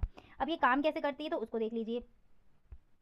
अब होता क्या है, जब हम इस हत्थे को ऊपर की तरफ उठाते हैं, यानी कि हत्थे को जब ऊपर उठाने का मतलब क्या है, ऊपर की तरफ खींचते हैं, तो क्या होती है, जो पिस्टन लगी हुई है ना, ये जो वॉशर, ये सिकुड़ जाते हैं, बंद खुलते नहीं। यहाँ पर मतलब बंद खुलने का मतलब क्या है, सिकुड़ना और उनका फैल जाना। जब ये सिकुड़ते हैं तो इनके सिकुड़ने से क्या होता है, नीचे की तरफ वायु दाब कम हो जाता है। जब नीचे की तरफ वायु दाब कम होगा तो पिस्टन के ऊपर की जो हवा होगी वो क्या होगी, दबाव यानी कि दाब डालकर जो वॉशर है ना, इस वॉशर के नीचे की तरफ आ जाएगी, यानी कि यहाँ पर ये हवा भर जाएगी। फिर हम क्या करेंगे, जब हत्थे को नीचे की तरफ दबाएंगे तो यहाँ पर वायु दाब बढ़ेगा और इस वायु दाब के बढ़ने से ही क्या होगी, जो भी वायु होगी यहाँ की इस नली से होती हुई जो साइकिल का जो होगा टायर ट्यूब, उसमें भरने लगेगी। बार बार जब ये क्रिया कराएंगे तो धीरे धीरे क्या है, जो टायर ट्यूब में जितनी हवा डालनी उतनी ही भर जाएगी। तो किया क्या हमने, जब हमने हत्थे को ऊपर की तरफ किया तो यहाँ पर क्या हुआ, वायु दाब कम हो गया, यानी कि वायु कम हो जाती है, वायु का दबाव कम हो जाता है। तो इससे क्या होगा, जो पिस्टन के ऊपर की जो वायु होगी वो क्या होगी, वो वायु यहाँ पर वॉशर में क्या होगी, दबाव डालेगी और यहाँ पर आ जाएगी। और जैसे ही हम वॉशर को नीचे करेंगे तो ये जो वॉशर है, पहले तो सिकुड़ा था, अब क्या होगा, फूल जाएगा, तो पूरा इस नली के किनारों तक आ जाएगा और दबाव डाल के क्या होगा, ये वायु जो होगी वो नली से होती हुई आपकी टायर ट्यूब में पहुंच जाएगी। तो इस तरीके से ये काम करता है। तो इसकी आप थ्योरी नोट कर सकते हैं कि जब पंप के हत्थे को ऊपर की तरफ खींचा जाता है तो पिस्टन के सिकुड़ने के फलस्वरूप उसके नीचे वायु दाब कम हो जाता है। पिस्टन के ऊपर से हवा दाब डालकर वॉशर के नीचे बेलन में भर जाती है और जब हत्थे को नीचे दबाते हैं तो वायु दाब बढ़ जाता है, जिस कारण दबी हुई वायु रबर नली से होती हुई साइकिल ट्यूब में भर जाती है। ठीक है। और जल पंप की जो क्रियाविधि है उसको बहुत अच्छे से तैयार कर लेना, वहां से आपका क्वेश्चन बन सकता है। ठीक है। और उसका चित्र भी, किसका, जल पंप का। फुटबॉल पंप हम इसलिए नहीं पढ़ा रही कि इससे आपके क्वेश्चन बहुत ही कम आए हुए हैं, अभी तक पूछे नहीं गए हैं। इंपॉर्टेंट आपकी रहेगी जल पंप। बस इतना पूछा जाएगा कि ये जो है आपकी किस पर आधारित है, तो आपका वायुमंडलीय दाब पर आधारित है, वायुमंडलीय दाब का इनमें प्रयोग होता है। टॉपिक क्या है आपका, द्रव्यमेय दाब। दाब को तो हम समझ गए थे कि दाब क्या होता है, कि किसी सतह के एकांक क्षेत्रफल पर लगने वाले बल को ही हम क्या कहते हैं, दाब कहते हैं। तो दाब का सूत्र क्या बनाता है, क्षेत्रफल बटे बल इज इक्वल टू दाब, और दाब का मात्रक क्या होता है, पास्कल। वायुमंडलीय दाब को भी समझ लिया, जो वायु के द्वारा जो बल लगता है वो हो जाता है उसमें। द्रव में दाब में क्या है कि द्रव के द्वारा जो बल लगाया जा रहा होगा वो द्रव का दाब कहलाएगा। तो इसको समझते हैं कि ये है क्या, कि द्रव के अणु के द्वारा बर्तन की दीवार अथवा उसकी तली के प्रति एकांक क्षेत्रफल पर लगने वाले बल को ही क्या बोलते हैं, दाब बोलते हैं। द्रव का दाब, यानी कि ये भी क्या है, वैसा ही है सेम। अब होगा क्या, जैसे मान लीजिए एक बीकर हमने ले लिया, इस बीकर में हमने पानी या कोई भी द्रव पदार्थ भर दिया, तो इस द्रव पदार्थ के जो भी अणु होंगे, ये अणु क्या करेंगे, इस बीकर की सतह पर, इसकी तली पर कुछ ना कुछ बल, दबाव या डाल रहे होंगे, वही दबाव या बल क्या कहलाएगा, आपका दाब कहलाएगा। इसका फॉर्मूला क्या होता है, तो इसका फॉर्मूला होता है P इक्वल एच रो जी। मोस्ट इंपॉर्टेंट है, इससे मैं आपको 2-3 न्यूमेरिकल भी कराऊंगी, बहुत ही इजी न्यूमेरिकल है। तो इस सूत्र को याद रखिए, P इक्वल एच रो जी, जहाँ पर क्या है, P है आपका दाब, H होता है गहराई, रो होती है आपकी द्रव का घनत्व, जो भी पदार्थ भरा हुआ है लिक्विड पदार्थ उसका घनत्व हो जाएगा, और G होता है आपका गुरुत्वीय त्वरण। इसका मात्रक, चूंकि ये भी क्या है, आपका दाब ही है, तो ये भी दाब का मात्रक हम सभी जानते हैं क्या होता है, पास्कल। तो इसका मात्रक भी क्या रहेगा, आपका पास्कल रहेगा। नेक्स्ट आगे बढ़ते हैं। द्रव दाब निर्भर करता है, किन किन चीजों पर द्रव का दाब निर्भर करेगा, केवल घनत्व पर, केवल गहराई पर, केवल गुरुत्वीय त्वरण पर, या फिर तीनों पर। तो देखिए अभी सूत्र आपने पढ़ा है P इक्वल एच रो जी। यहाँ पर H क्या है, गहराई, रो क्या है, घनत्व, और G क्या है, गुरुत्वीय त्वरण। तो दाब में ये तीनों चीजें आ रही है, तो दाब किस पर डिपेंड करेगा, द्रव का दाब इन तीनों पर ही डिपेंड करेगा। नेक्स्ट पॉइंट है आपका द्रव दाब के नियम की, जो द्रव के अणु जो दाब डालेंगे उसका नियम क्या है। तो पहला नियम है आपका कि स्थिर द्रव में एक ही क्षैतिज तल में स्थित सभी बिंदुओं पर दाब कैसा रहता है, समान रहता है। ठीक है। कोई भी क्षैतिज तल होगा जिसमें द्रव भरा हुआ होगा, स्थिर द्रव, तो उस द्रव के जो अणु होंगे सभी बिंदु पर समान दाब डालेंगे। नेक्स्ट पॉइंट क्या है, स्थिर द्रव में किसी भी बिंदु पर, यानी किसी भी गहराई पर जाएंगे हम, तो द्रव का जो दाब है उस बिंदु पर, द्रव के दाब की जो दिशा होगी, प्रत्येक दिशा में दाब कैसा पड़ेगा, समान पड़ेगा। जैसे इस बीकर में यहाँ पर हमने एक कोई बिंदु ले लिया, तो इस बिंदु पर प्रत्येक दिशा से समान दबाव या समान दाब पड़ेगा। ठीक है। तो किसी भी बिंदु पर या किसी भी गहराई पर द्रव का दाब प्रत्येक दिशा में कैसा होता है, बराबर होता है। नेक्स्ट पॉइंट क्या है, द्रव के भीतर किसी बिंदु पर दाब स्वतंत्र तल से बिंदु की गहराई पर निर्भर करता है, और ये बात तो भी आपको बताई दी है कि द्रव का जो दाब है वो किस पर डिपेंड करता है, गहराई पर डिपेंड करता है। नेक्स्ट पॉइंट क्या है आपका, किसी भी बिंदु पर द्रव का दाब द्रव के घनत्व पर भी निर्भर करता है, ये पॉइंट भी आपको भी समझा दिया है। तो द्रव दाब के 4 नियम है। पहला क्या है कि एक क्षैतिज तल में स्थित सभी बिंदुओं पर दाब समान दाब लगता है, यानी कि दाब क्या है, समान होता है। सेकेंड पॉइंट क्या है कि स्थिर द्रव में किसी भी बिंदु पर किसी भी गहराई पर चले जाएं तो उस बिंदु पर क्या है, जो द्रव का दाब है प्रत्येक दिशा में बराबर रहेगा। नेक्स्ट क्या है आपका, द्रव के भीतर किसी भी बिंदु पर किसी भी गहराई जो दाब होगा वो क्या होगा, उसकी गहराई पर निर्भर करेगा। और फोर्थ पॉइंट क्या है, किसी भी बिंदु पर द्रव का दाब द्रव के घनत्व पर भी निर्भर करता है। तो ये 4 नियम है, इनको ध्यान रखिएगा। चलिए पहला क्वेश्चन देखते हैं। आप पहला क्वेश्चन क्या है आपका, 50 मीटर गहरे समुद्र की तली पर दाब क्या होगा, और आपको साथ साथ क्या दिया है, घनत्व दिया गया है द्रव का और गुरुत्वीय त्वरण भी दिया गया है। तो भी सूत्र पढ़ के आए, क्या सूत्र होता है, P = H ρg, सभी के मान दिए गए और इस क्वेश्चन में आपको मोस्टली घनत्व और उसका क्या कहते हैं, गुरुत्वीय त्वरण का मान मिलेगा ही मिलेगा। ठीक है, तो H का मान क्या दिया है यहाँ पर, 50 मीटर की गहराई है। रो घनत्व कितना है, 1.01 × 10⁻³ तो यहीं पर लिख देते हैं 1.01 × 10⁻³ नेक्स्ट क्या है, जी का मान कितना है, 10। अब क्या करना है, मल्टीप्लाई करना है, तो 50 का मल्टीप्लाई कर दीजिए इसमें, तो 5 × 5 0, 5 × 5 और 50 का ये 0। अब दशमलव देख पा रहे हैं कहाँ लगा है, 2 अंक बाद लगा हुआ है यहाँ पर, तो 2 अंक बाद दशमलव लगा देंगे, यहाँ पर दशमलव आ जाएगा। 10 की घात 3 और 10 की घात 1 गुणा में है, ये आपको घातांक का नियम पढ़ाए हुए हैं अभी कि जब आधार समान हो और गुणा में लिखा हुआ हो तो घातें क्या होती हैं, जुड़ जाती हैं। तो यहाँ पर 10 की घात कितना आ जाएगा, 4। तो आपका जो आंसर बनेगा वो क्या बन जाएगा, यहाँ पर लिख सकते हैं 50.5 × 10 की घात 4 पास्कल। क्योंकि दाब का मात्रक क्या, दाब का मात्रक क्या होता है, पास्कल, तो यहाँ दाब का मात्रक लिख दीजिए, मात्रक लिखना मत भूलना। ठीक है, नेक्स्ट आपका क्वेश्चन क्या है, 60 मीटर गहरे समुद्र की तली पर दाब क्या होगा। तो कितना मीटर गहरा समुद्र है, 60 मीटर गहरा समुद्र है, घनत्व दिया ही है, गुरुत्वीय त्वरण दिया ही है। इस क्वेश्चन को आप सॉल्व करिएगा और मेरे आंसर के साथ मैच करिएगा। सूत्र क्या बनेगा इसका, वही सेम सूत्र, P = H ρg। P का P रहेगा, H कितना है 60, रो कितना दिया है आपका 1.01 × 10⁻³ और 6 जी का मान कितना दिया है 10। गुणा कर दीजिए यहाँ पर, तो कितना आ जाएगा 6 × 6 0, 6 × 6 0। यहाँ पर 2 अंक बाद दशमलव है तो दशमलव यहाँ पर आ जाएगा, मल्टीप्लाई यहाँ पर 3 और यहाँ पर 1 पावर मल्टीप्लाई में दिए हैं, ऐड हो जाएंगे 10⁻4 हो जाएगा और इसको लिखेंगे तो क्या लिखेंगे 60.6 × 10⁻4। ठीक है, यहाँ पर ये डेसिमल लगा हुआ है, इसको ध्यान रखना। ठीक है, देख नहीं रहा होगा, यहाँ पर हमने डेसिमल लगा दिया है और यहाँ पर मात्रक लिखना नहीं भूलना है, तो मात्रक यहाँ पर लिख दीजिए पास्कल। ठीक है, उम्मीद करती हूँ न्यूमेरिकल बहुत ही ईजी था, आपको समझ में आया होगा न्यूमेरिकल। नेक्स्ट आते हैं घनत्व पर। घनत्व पहले आपने सुना भी होगा, घनत्व की डेफिनेशन पढ़ी भी होगी, लेकिन यहाँ पर घनत्व का जिक्र हुआ है तो इसलिए मैं घनत्व के बारे में बता देती हूँ। घनत्व क्या होता है, किसी पदार्थ के एकांक आयतन में उपस्थित द्रव्यमान को ही क्या बोलते हैं, उस पदार्थ का घनत्व बोला जाता है। क्या है, किसी पदार्थ के एकांक आयतन में उपस्थित द्रव्यमान को ही उस पदार्थ का घनत्व कहते हैं। तो घनत्व का सूत्र यहाँ से क्या बनेगा, द्रव्यमान बटे आयतन। ठीक है, आयतन हमने 1 लिखा तो ये द्रव्यमान और घनत्व कैसे हो जाएंगे, बराबर। वहीं से हमने परिभाषा बना दी कि किसी पदार्थ के एकांक आयतन में उपस्थित उस द्रव्यमान को ही उस पदार्थ का घनत्व कहा जाता है। अगर मात्रक की बात करें तो द्रव्यमान का मात्रक क्या होता है, किलोग्राम, बटे आयतन का मात्रक कितना होता है, मीटर क्यूब। तो घनत्व का मात्रक क्या बन जाएगा, किलोग्राम प्रति मीटर क्यूब। यहाँ पर ये लिखा हुआ है, घनत्व का मात्रक क्या है, किलोग्राम प्रति मीटर क्यूब। और अगर इसको दूसरे रूप में लिखना चाहें तो क्या लिख सकते हैं, किलोग्राम मीटर मीटर की घात कितनी हो जाएगी, -3। कैसे होगी, ये अभी आपको घातांक के नियम में बताया था कि जैसे हमने यहाँ पर लिखा है 1/10 की घात 3। ठीक है, या 10 की घात 2 कुछ भी ले सकते हैं, 1/10 की घात 3 लिया। इस 10 की घात 3 को जैसे हम ऊपर भेजेंगे तो ये क्या होगी, माइनस में हो जाती है। सेम वही यहाँ पर मीटर के साथ क्या, मीटर को जैसे ही किलोग्राम के पास ऊपर भेजा तो ये घात कैसी हो गई, ऋणात्मक होगी। ठीक है, चलिए आगे बढ़ते हैं। पहला नोट पॉइंट क्या है आपका, कि क्या कारण है गुब्बारे में हीलियम गैस भरने पर गुब्बारा उठने लगता है, ऊपर की तरफ उठने लगता है।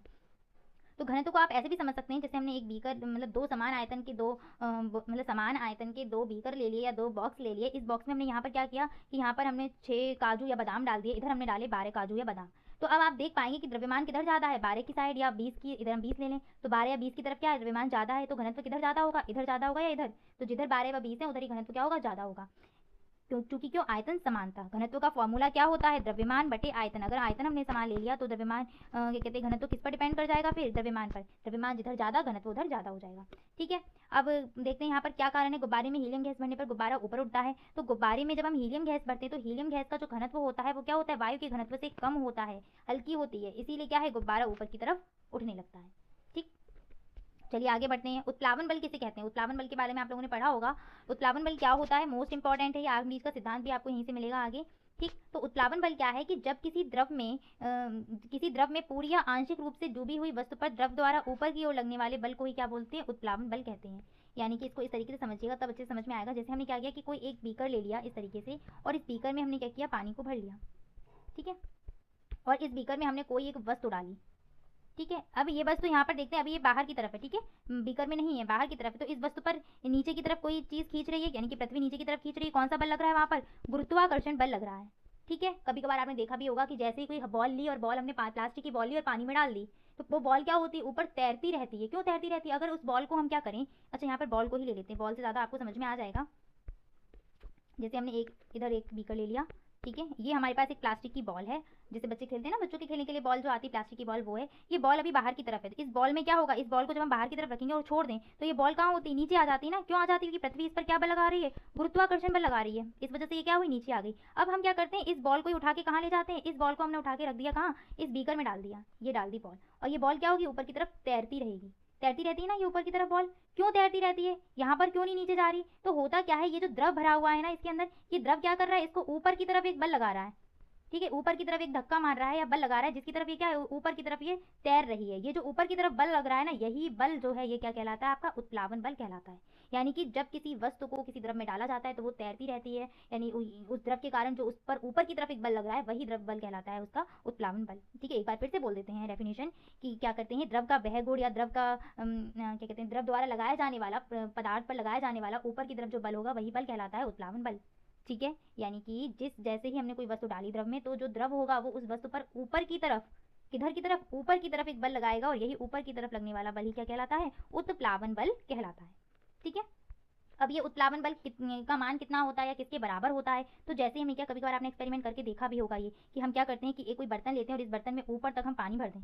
ठीक है, इस बर्तन में ऊपर तक हम पानी भर दें, और जैसे ही हम इस बर्तन में कोई बॉक्स डालें या कुछ भी चीज़ डालते हैं तो हम देखते हैं कुछ पानी बाहर की तरफ निकल जाता है। निकलता है या नहीं निकलता है। अब यहीं पर समझिए कि ये जो पानी बाहर निकल रहा है ना, जैसे हमने इधर एक कोई बॉक्स और लगा दिया, ये पानी हम यहाँ पर देखते हैं कि पानी कितना बाहर निकला हुआ है, तो हम देखेंगे कि जो जितना पानी निकला हुआ होगा, यानी कि जितना पानी विस्थापित हुआ होगा उस ये कहते हैं उस बॉक्स ने या उस वस्तु उनके डलने पर, जितना पानी बाहर निकला है वो पानी का जो मान होगा या उसका भार होगा वो किसके बराबर होता है, जितना बल द्रव पदार्थ इस वस्तु पर लगाता है। और ये जो बल है, ये बल क्या है, आपका उत्प्लावन बल है। ठीक है, उत्प्लावन बल है। तो आप यहाँ से समझ गए हैं कि किसी वस्तु पर कार्य करने वाला उत्प्लावन बल किसके बराबर होता है, उस वस्तु के द्वारा हटाए गए द्रव के बराबर होता है। एक बार मैं फिर से अच्छे से समझा देती हूँ इसको, जिससे आपको क्लियर हो जाए कि जैसे हमने क्या किया, इस बीकर में यहाँ तक हमने पानी भरा हुआ है, ये पूरा क्या है, पानी भरा हुआ है। ठीक है, यहाँ पर हमने एक और बर्तन रख दिया, जिससे क्या ये पानी जब गिरे तो दूसरे बर्तन में ये आ जाए। अब हम क्या करते हैं कि एक बॉक्स या कुछ भी बर्तन या कोई भी वस्तु लेके आते हैं और इस पानी में डालते हैं। जैसे हमने वो वस्तु इस पानी में डाली तो वस्तु क्या करती है कि कुछ द्रव को हटाती है। उस वस्तु को स्थान चाहिए ना, तो कुछ द्रव हटाएगी। आप चाहें तो कर भी सकते हैं, एक बाल्टी को पूरा ऊपर तक भरिएगा, उसमें कोई मग या कुछ भी चीज़, आप चम्मच वगैरह भी डालेंगे तो कुछ पानी बाहर की तरफ निकलेगा। पानी बाहर निकलता है ना, वो जो जितना पानी बाहर निकला हुआ है वो पानी है क्या, उस पानी का जो आप भार नोट करेंगे वो भार किसके बराबर होता है, जो उत्प्लावन बल इस वस्तु पर लगाया गया होता है। ठीक है, ये आर्किमिडीज का सिद्धांत भी है कि वस्तु पर लगने वाला उत्प्लावन बल, ये जो बल है ना, ये बल किसके बराबर होगा, उस वस्तु के द्वारा हटाए गए द्रव के भार के बराबर होता है। यानी कि उत्प्लावन बल बराबर क्या हो जाएगा, द्रव हटाए गए द्रव का भार, जितना द्रव उस वस्तु ने हटाया है उस द्रव के भार के बराबर हो जाएगा, हटाए द्रव का भार। समझ गए, यहाँ पर नोट पॉइंट मैंने लिख भी दिया है कि वस्तु पर कार्यरत उत्प्लावन बल वस्तु द्वारा हटाए गए द्रव के भार के बराबर होता है, और यही आपका क्या है, प्लवन का सिद्धांत भी है। ठीक है, प्लवन का सिद्धांत भी, इसको आप नोट कर लीजिएगा। ठीक है, नेक्स्ट आते हैं आर्किमिडीज के सिद्धांत पर। तो आर्किमिडीज का सिद्धांत क्या कहता है, आर्किमिडीज का सिद्धांत तो आप समझ के अभी जो बताया था, इन्होंने ये बताया कि अगर कोई वस्तु पर जो उत्प्लावन बल लग रहा है ना, वो उत्प्लावन बल किसके बराबर होगा, उस वस्तु के द्वारा, जैसे हमने वो वस्तु द्रव में डाली तो उस वस्तु ने जितना द्रव हटा दिया अपना स्थान लेने के लिए, उस द्रव के भार के बराबर ही उत्प्लावन बल उस वस्तु पर काम कर रहा होगा। अब आर्किमिडीज का नियम समझते हैं कि इनका सिद्धांत था क्या, तो जब इन्होंने बताया कि जब कोई वस्तु किसी द्रव में पूरी अथवा आंशिक रूप से डुबोई जाती है तो उसके भार में आभासी कमी आ जाती है, वो कुछ हल्की लगने लगती है। हमें ऐसा लगता है जब उसमें डुबोए तो उसको हमें कुछ हल्की प्रतीत सी होती है, तो जो उसके भार में आभासी कमी आई है ना, ये कमी क्या है, भार में यह कमी वस्तु द्वारा हटाए गए द्रव के भार के बराबर होती है। ये आर्किमिडीज का नियम है। ये आपको कभी कभार पूछा भी जाता है कि जैसे हम कभी कुएं से बाल्टी बाहर निकालते हैं, ठीक है, जब कुएं में हम पानी भरने के लिए बाल्टी डालते हैं तो जब बाल्टी को बाहर निकालते हैं तो जब तक बाल्टी पानी में रहती है, जैसे कुएं में पानी भरा हुआ है, यहाँ पर समझाती हूँ, ऐसे ये कुआं इतना गहरा है और इस कुएं में यहाँ तक पानी भरा हुआ है, हमने बाल्टी डाली, ठीक है, रस्सी से बाल्टी गई और इस बाल्टी में क्या है, पानी भर गया। जब तक ये बाल्टी इस पानी तक खिंच खिंच के आएगी तब तक क्या बहुत हल्की महसूस होती है ये, और जैसे ही इस पानी से बाहर आ जाएगी वैसे ही मैं भारी महसूस होने लगती। ऐसा क्यों होता है, ये रीज़न आपसे पूछे जाते हैं। ठीक है, ऐसे ही कि जैसे हमने कोई सुई डाली तो वो पानी में डूब जाती है, जहाज क्यों तैरता रहता है, ये सब क्या है, आर्किमिडीज के सिद्धांत पर ही काम करते हैं। ठीक है, आर्किमिडीज के सिद्धांत का उपयोग करते ही जहाज को एक ऐसी डिज़ाइन या शेप दी जाती है कि उतना वो विस्थापित कर पाता है पानी को और आराम से वो तैर पाता है। ठीक है, चलिए आगे बढ़ते हैं प्लवन के नियम पर। तो प्लवन का नियम क्या है, इसको समझते हैं। प्लवन का पहला नियम है कि संतुलित अवस्था में तैरने पर वस्तु अपने भार के बराबर द्रव को विस्थापित करती है। ठीक है, वस्तु क्या करेगी, अगर उसको संतुलित अवस्था में कोई वस्तु आप तैरती हुई देख पा रहे हैं तो क्या करती है, वो अपने ही भार के बराबर द्रव को हटा देती है, तब वो तैर पाती है। ठीक है, ये प्लवन का मतलब क्या है, तैरने का नियम। ठीक, जैसे हम अगर तैर पा रहे हैं तो हम क्या कर रहे हैं, जैसे हम पानी में तैरते हैं ना, तो अपने ही भार के बराबर हम द्रव को विस्थापित करते हुए जाते हैं, तभी हम क्या है, तैर पाते हैं। दूसरा नियम क्या है कि ठोस का गुरुत्व केंद्र और हटाए गए द्रव का गुरुत्व केंद्र दोनों ही क्या है, एक रेखा में या ऊर्ध्वाधर रेखा में होने चाहिए। दूसरा नियम कहता है जो भी वस्तु डाली गई है द्रव में, जो भी ठोस पदार्थ डाला गया है उसका गुरुत्व केंद्र और जो भी द्रव वहां से हटाया जाएगा उसका गुरुत्व केंद्र क्या है, ऊर्ध्वाधर रेखा में होनी चाहिए। ये प्लवन का नियम है। अब इसकी 3 शर्तें हैं। जब भी हम कोई वस्तु द्रव में डालेंगे तो वो वस्तु तैरेगी या उसमें नहीं तैरेगी, वो चीज़ समझते हैं। तो यहाँ पर समझिएगा, जैसे हम क्या करते हैं, कोई भी वस्तु हमने डाली, ये यहाँ पर बीकर है और यहाँ पर हमने कोई वस्तु ली, तो इस वस्तु पर क्या है, 2 बल काम करेंगे। जब हम इस वस्तु को डुबोएंगे द्रव में तो इस पर 2 बल काम करेंगे। एक तो इसका जो भार है वो भी तो बल डालेगा ना, नीचे की तरफ जो वेट है वो भी बल डालेगा, और दूसरा क्या है, ये उत्प्लावन बल तो द्रव लगाएगा ही लगाएगा। ऑलरेडी ये बात तो समझ में आ ही रही है, द्रव भी तो एक बल लगाएगा ना, उत्प्लावन बल। तो होगा क्या, हम यहाँ पर डिनोट करेंगे कि जो 2 बल कार्य कर रहे हैं उसमें वस्तु के द्वारा जो भार बल होगा, यानी कि उसको भार बल आप समझ लीजिए, जो वो बल लगाएगी उसको हम डिनोट कर रहे हैं डब्ल्यू से, और जो उत्प्लावन बल लगेगा द्रव के द्वारा वो क्या लगेगा, W1। अब 3 कंडीशन होगी। अब ये चीज़ ध्यान रखना कि जो वस्तु बल लगाएगी वो नीचे की तरफ लगेगा और जो उत्प्लावन बल है वो क्या है, ऊपर की तरफ लगता है। इसको इस तरीके से भी आप समझ सकते हैं। हमने यहाँ पर इस तरीके से एक बीकर ले लिया। इस बीकर में हमने क्या किया, यहाँ तक पानी भरा हुआ है, ठीक है। इस बीकर में यहाँ तक क्या है, पानी भरा हुआ है पूरे में। अब हम क्या करेंगे, जब हम इसमें कोई बॉक्स वगैरह डालेंगे, ये रहा कोई बॉक्स, तो इसमें क्या है, एक बल नीचे की तरफ लगेगा, वो क्या है आपका भार बल। इस वस्तु का जो वेट होगा वो भी तो अपना बल डालेगी, वो हो गया भार बल। और एक बल नीचे से ऊपर की तरफ लगेगा, ये बल आपका क्या है, उत्प्लावन बल, ठीक है, उत्प्लावन बल। इस उत्प्लावन बल को हम डिनोट करेंगे W1 से और भार बल को डिनोट करेंगे W से। समझ में आ गई बात, ठीक है। चलिए आगे बढ़ते हैं। अब क्या है, जब W का मान W से कम होगा, यानी कि उत्प्लावन बल ज़्यादा लग रहा है, सॉरी यहाँ पर W is greater than W1 है, ध्यान नहीं रहा मुझे, तो एक बार इसको करेक्ट कर लीजिए, W is greater than W1। तो जब W का मान यानी कि वस्तु का भार ज़्यादा है और उस पर उत्प्लावन बल कम लग पा रहा है, तो सीधी सी बात है वस्तु क्या है, पूरी अंदर तक चली जाएगी, यानी कि वो पूरी द्रव के अंदर डूब जाएगी। समझ में आ गई बात, वस्तु द्रव में पूरी तरह डूब जाएगी। चित्र से भी समझा दूंगी मैं। नेक्स्ट क्या है, जब W और W1 बराबर है, जब उत्प्लावन बल भी बराबर है और जो वस्तु अपना बल लगा रही है भार से वो भी बराबर है, तब क्या होगा कि जो वस्तु है वो द्रव में पूरी तरह डूबी हुई तैरेगी। यानी कि जैसे ये बीकर था, इस बीकर में यहाँ तक पानी था, तो वस्तु यहीं पर कुछ लटकी हुई तैरती हुई आपको दिखेगी, ठीक। नेक्स्ट पॉइंट क्या है कि जब W is smaller than W1, जब भार बल कम है और उत्प्लावन बल ज्यादा हो गया, तो उसमें क्या होगा, वस्तु द्रव की सतह पर ही तैरती रहेगी, आधी डूबी और आधी बाहर निकली हुई, ठीक है। इसको आप यहाँ पर अच्छे से समझ सकते हैं। जैसे पहली कंडीशन आपको दिख रही है क्या है, W is smaller than W1, यानी कि जो W is greater than, smaller आ रहा है बार बार, W is greater than W1, यानी कि उत्प्लावन बल यहाँ पर कम लग रहा है, नीचे से जो बल लग रहा है वो क्या है, कम है, और जो ऊपर से बल आ रहा है वो ज्यादा है। पहली कंडीशन है। तो इस स्थिति में आप देख पा रहे हैं कि वस्तु क्या है, तली में बैठी हुई है, यानी कि पूरी तरीके से डूब गई। सेकंड कंडीशन क्या है, पानी यहीं तक है, दिख रहा होगा आपको, पानी कहाँ तक है, यहीं तक है पानी। सेकंड कंडीशन में क्या है, W is equal to W1, यानी कि उत्प्लावन बल और भार बल दोनों बराबर हो गए, तो देख पा रहे हैं कि जो वस्तु है वो क्या है, तैर रही है, ठीक है, पर पूरी तरह डूबी हुई तैर रही है, ठीक है। नेक्स्ट क्या है, W is smaller than W1, यहाँ पर क्या हो गया, उत्प्लावन बल का मान ज्यादा हो गया, नीचे से जो बल लगाया जा रहा है वो बहुत ज्यादा लग रहा है, भार बल कम हो गया। तो इस स्थिति में क्या है कि वस्तु इस तरीके से तैरेगी, आधी पानी में आधी ऊपर। समझ में आ गई बात, यही क्या है प्लवन की यानी कि शर्तें आप बोल सकते हैं, यहाँ पे नियम है कि ये जब मान बराबर होंगे, जो बल है बराबर हो जाएगा, तो बिल्कुल क्या है, तैरेगी, लेकिन डूबी हुई पानी के अंदर रहेगी और तैरती रहेगी। चलिए आर्किमिडीज के सिद्धांत के अनुप्रयोग देख लेते हैं। तो पहला क्या है, जहाजों और पनडुब्बियों को डिजाइन करने में ये क्यों तैरती रहेंगी, अगर इनका इस तरीके से इनकी डिजाइन न बनाई जाए तो ये क्या है, जैसे सोई है आपने देखा है क्या, पानी में डूब जाती है, सेम इस तरीके से ये भी डूब जाएंगे, इसलिए इनकी डिजाइन तैयार करने में आर्किमिडीज का सिद्धांत का यूज किया जाता है। आपेक्षिक घनत्व ज्ञात करने में। नेक्स्ट है आपका हाइड्रोमीटर में। हाइड्रोमीटर जो है वो एक वैज्ञानिक यंत्र है जो क्या करता है, द्रव के घनत्व का ज्ञात करता है। कोई भी लिक्विड पदार्थ होंगे ना द्रव, उनके घनत्व को ये ज्ञात करेगा। नेक्स्ट क्या है आपका लैक्टोमीटर यंत्र है। इसमें भी ये जो लैक्टोमीटर है ये भी आर्किमिडीज के सिद्धांत पर ही काम करता है। और ये लैक्टोमीटर होता क्या है, तो लैक्टोमीटर क्या है, दूध की शुद्धता ज्ञात करने में इस लैक्टोमीटर का यूज करते हैं, ठीक है। 4 पॉइंट हो गए, पनडुब्बियों और जहाजों को डिजाइन करने में, आपेक्षिक घनत्व ज्ञात करने में। हाइड्रोमीटर क्या है, द्रव का घनत्व ज्ञात करने वाला यंत्र है। ये हाइड्रोमीटर भी आर्किमिडीज के सिद्धांत पर काम करता है। फोर्थ क्या है, लैक्टोमीटर भी आर्किमिडीज के सिद्धांत पर काम करता है। लैक्टोमीटर होता क्या है, तो दूध की शुद्धता मापने का एक यंत्र होता है। नेक्स्ट आगे बढ़ते हैं, ये आपेक्षिक घनत्व क्या होता है, तो आपेक्षिक घनत्व को तो आप समझ गए क्या है, द्रव्यमान बटे आयतन। आपेक्षिक घनत्व क्या होता है, तो किसी भी पदार्थ के घनत्व, कोई भी पदार्थ है उसका घनत्व तथा शुद्ध जल का 4 डिग्री सेल्सियस पर घनत्व का अनुपात ही क्या कहलाता है, आपेक्षिक घनत्व कहलाता है। सूत्र ये बन जाएगा आपका, आपेक्षिक घनत्व बराबर पदार्थ का घनत्व बटे 4 डिग्री सेल्सियस पर जल का घनत्व। 4 डिग्री सेल्सियस पर ही जल का घनत्व क्यों लिया गया, तो ये चीज़ आप लोगों ने शायद पढ़ी होगी कि हम सभी जानते हैं कि 4 डिग्री सेल्सियस पर जल का घनत्व सबसे अधिक होता है, ठीक है। इस चीज़ को भी नोट कर लेना आपने उसमें, कि 4 डिग्री सेल्सियस पर जल का घनत्व सबसे ज़्यादा रहेगा। इसमें हम विभिन्न प्रकार के वैज्ञानिक यंत्र व उनका प्रयोग पढ़ेंगे। जो आपका चैप्टर अभी दाव और करवाया था वैज्ञानिक यंत्र वाला, उसी का ये टॉपिक है आपका, जिसमें आपको कुछ वैज्ञानिक यंत्र पढ़ने और उनका प्रयोग किस काम में किया जाता है उसको देखना है। तो चलिए स्टार्ट करते हैं। पहला है आपका अमीटर। अमीटर के बारे में सुना होगा। अमीटर का यूज़ हम करते हैं विद्युत धारा के मापन में। एनीमोमीटर का यूज़ किया जाता है वायु की गति का मापन करने में। अल्टीमीटर का यूज़ करते हैं ऊंचाई का मापन करने में, कितनी ऊंचाई पर कोई चीज़ है वो। ऑडियोमीटर का यूज़ करते हैं ध्वनि की तीव्रता को मापने में। ऐसे भी याद कर सकते हो, ध्वनि को ऑडियो बोलते हैं, तो ध्वनि की तीव्रता का मापन कौन करेगा, ऑडियोमीटर। बैरोमीटर आपका मोस्ट इंपॉर्टेंट है और ये भी आपका दाब वाले टॉपिक में आया भी था। बैरोमीटर का यूज करते हैं वायुमंडलीय दाब का मापन करने में। नेक्स्ट है आपका कैस्कोग्राफ। कैस्कोग्राफ आपको बताया था, इसकी खोज किसने की थी, जगदीश चंद्र बसु ने। तो कैस्कोग्राफ का जो यूज करते हैं किसमें करते हैं, पौधों की वृद्धि का मापन करने में। क्रोनोमीटर, क्रोनोमीटर का यूज़ किया जाता है समुद्री जहाज़ों में सटीक समय को बताने के लिए। समुद्री जहाज़ जो जाते हैं उनको करेक्ट टाइम पता चले, उसके लिए क्रोनोमीटर का यूज़ करते हैं।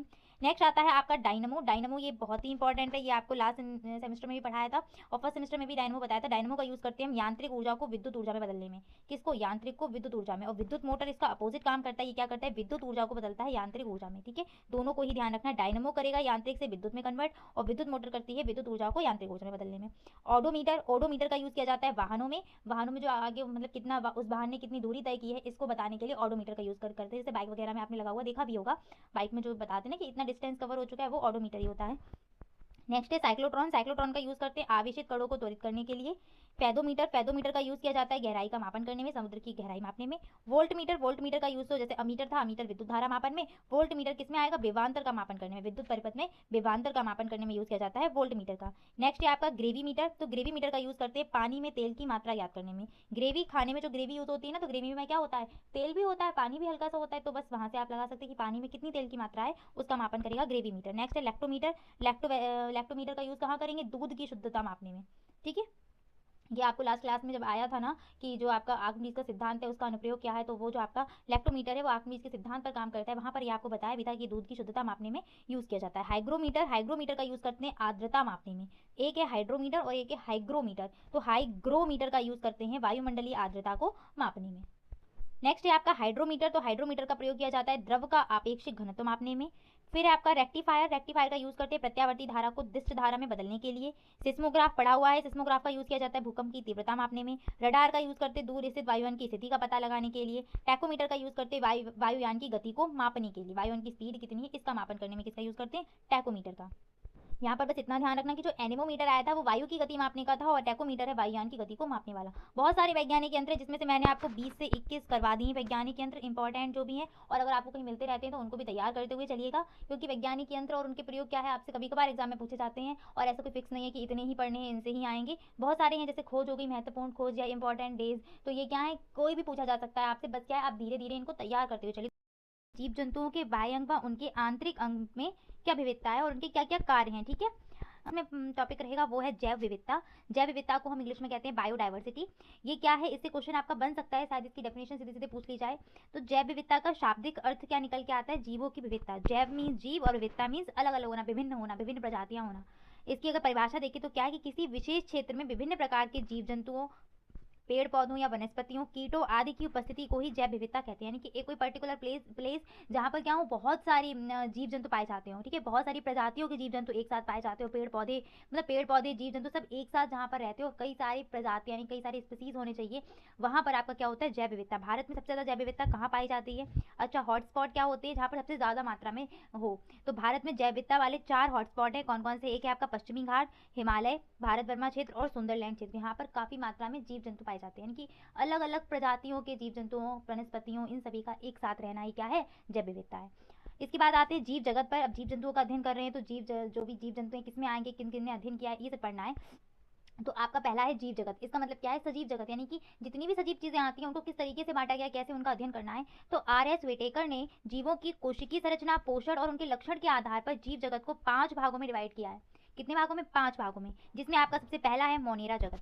मोनेरा जगत में कौन कौन से जीव आते हैं? तो इसमें जो जीव जंतु आते हैं इसमें ऐसे जीव आते हैं जिनमें क्या पाई जाती है? प्रोकैरियोटिक कोशिका पाई जाती है और इनमें अविकसित केंद्रक होता है। प्रोकैरियोटिक कोशिका आपको मैंने पढ़ाई है लास्ट सेमेस्टर, जब का सेकंड सेमेस्टर था, बहुत डिटेल में था कोशिका के बारे में, जबकि बहुत कम आया था। ऐसा होता है आपका साइंस में, बहुत ज़्यादा टॉपिक आपके हैं, सिलेबस बहुत है, लेकिन क्वेश्चन क्या, वही 25 नंबर का पेपर है तो एक एक क्वेश्चन ही तो पूछे जाएंगे।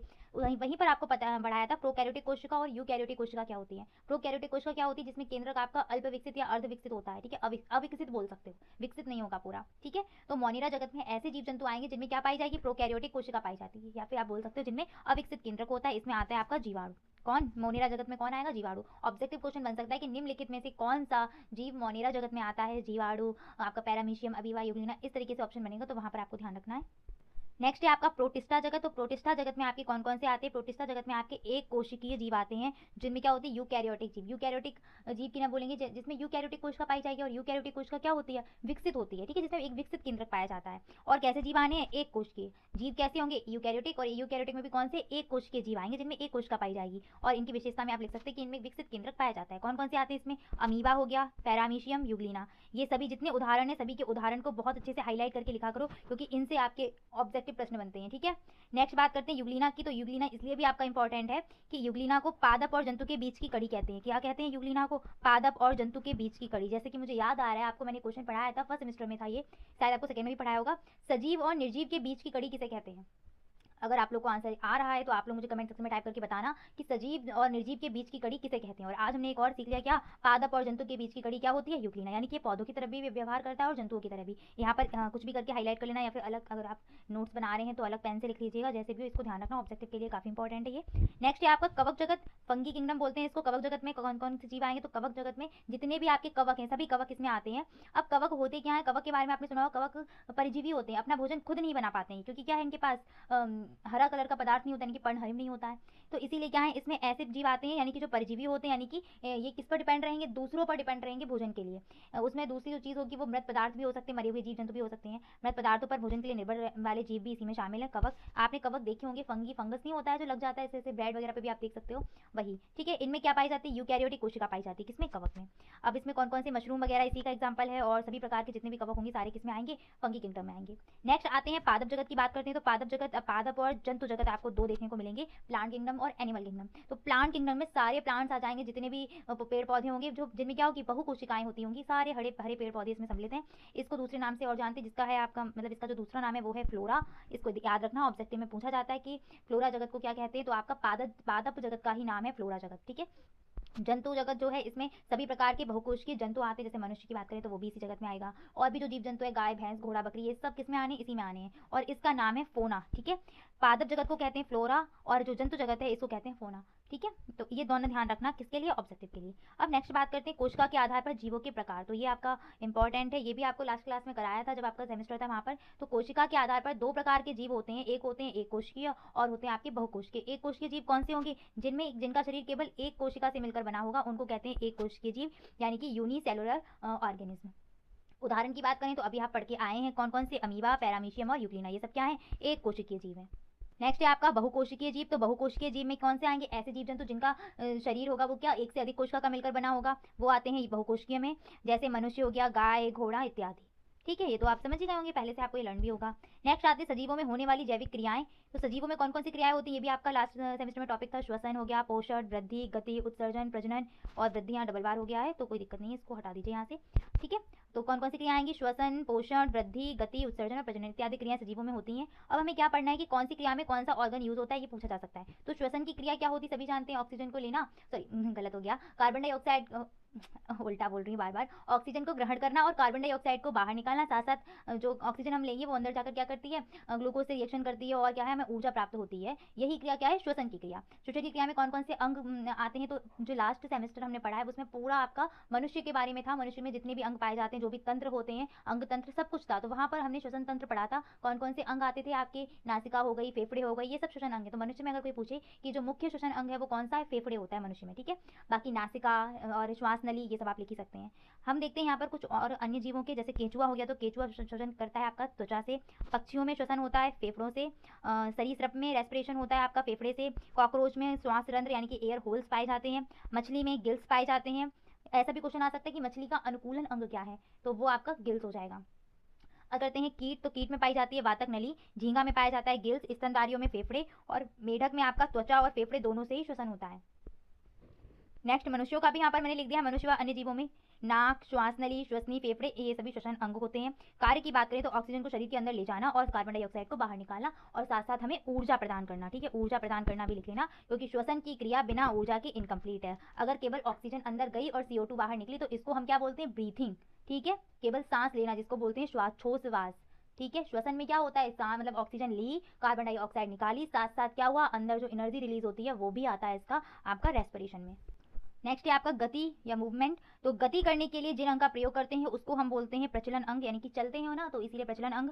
अब स्थल पर जैसे कि हम लोग हैं और भी अन्य जीव जंतु हैं, तो ये जो स्थल पर रहते हैं इन जंतुओं में क्या पाए जाते हैं? पैर पाए जाते हैं चलने के लिए, ठीक है। पक्षियों की बात करें तो इनमें भी क्या होते हैं? पैर होते हैं, साथ साथ उड़ने के लिए पंख पाए जाते हैं। बस यही है, अगर अंतर की बात करें तो पक्षियों में क्या है? पंख होते हैं जिससे वो उड़ सकते हैं। तो बस पहली क्रिया है आपकी श्वसन क्रिया। तो श्वसन क्रिया के लिए एक श्वसन तंत्र पाया जाता है सभी में। जैसे बहुकोशिकीय जीवों की बात करें तो उनमें एक विकसित श्वसन तंत्र पाया जाता है। जैसे मनुष्य में क्या है? फेफड़े होते हैं, फेफड़े के साथ साथ क्या है? नासिका, नासाद्वार, ये सभी होते हैं। तो ये सभी श्वसन तंत्र में आ जाएंगे अंग। तो वही है, जंतुओं में श्वसन क्रिया के लिए जो अंग पाए जाते हैं उसमें क्या है, त्वचा, गिल्स, वातक नली, एयर होल्स और यहाँ पर फेफड़े और ऐड कर देना, ठीक है, फेफड़े भी पाए जाते हैं। कौन से मतलब एयर होल्स किसमें पाए जाते हैं, तो त्वचा से श्वसन कौन करता है, ये सभी आपको लास्ट क्लास में मैंने लिखवा दिया था।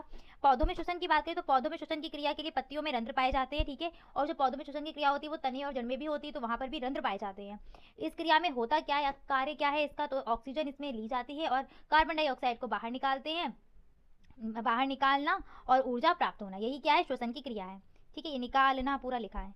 नेक्स्ट आते हैं वृद्धि। तो वृद्धि के लिए हम सभी के, चाहे जंतु हो चाहे पौधे हो, इन सभी में क्या होते हैं, हार्मोन्स, ठीक है, हार्मोन्स का सभी में स्रावण होता है, हार्मोन्स निकलते हैं जिनकी वजह से क्या होती है, वृद्धि होती है। ये हार्मोन्स आपका बहुत डिटेल में दिया है बुक में, तो इसको मैं आपको पढ़ाऊंगी बहुत अच्छे से, क्योंकि जब पादप हार्मोन की बात करते हैं ये बहुत कंफ्यूजिंग होते हैं आपके पादप हार्मोन। और जंतु हार्मोन की बात करें तो आपसे सीधे सीधे क्वेश्चन पूछा जाता है कि जंतु हार्मोन्स जिन ग्रंथियों से निकलते हैं उन ग्रंथियों को क्या कहा जाता है, ये क्वेश्चन आपका बनता है ऑब्जेक्टिव में, ठीक है। तो चलिए आगे बढ़ते हैं, ये मैं आपको हार्मोन पूरा डिटेल में पढ़ाऊंगी, वहाँ पर इसको क्लियर करेंगे। हार्मोन्स के कारण जो वृद्धि होती है, जंतुपादप दोनों में हार्मोन्स के कारण ही वृद्धि होती है। और पेड़ पौधों में अग्रभाग में कलिका से वृद्धि होती है, जैसे आपको शायद आपको फर्स्ट सेमेस्टर का ध्यान हो, जहाँ पर आपका जड़ और तना था, तो वहाँ पर तने पर मैंने आपको बताया था कि जो तना होता है, तने का जो सिरा होता है वहाँ से वृद्धि स्टार्ट होती है, ऐसे पत्तियाँ निकलती रहती, नई नई पत्तियाँ आपको कहाँ देखने को मिलेंगी, सिरे से। तो जो पौधों की जो वृद्धि होती है वो कहाँ होती है, अग्रभाग यानी कि सिरे से होती है।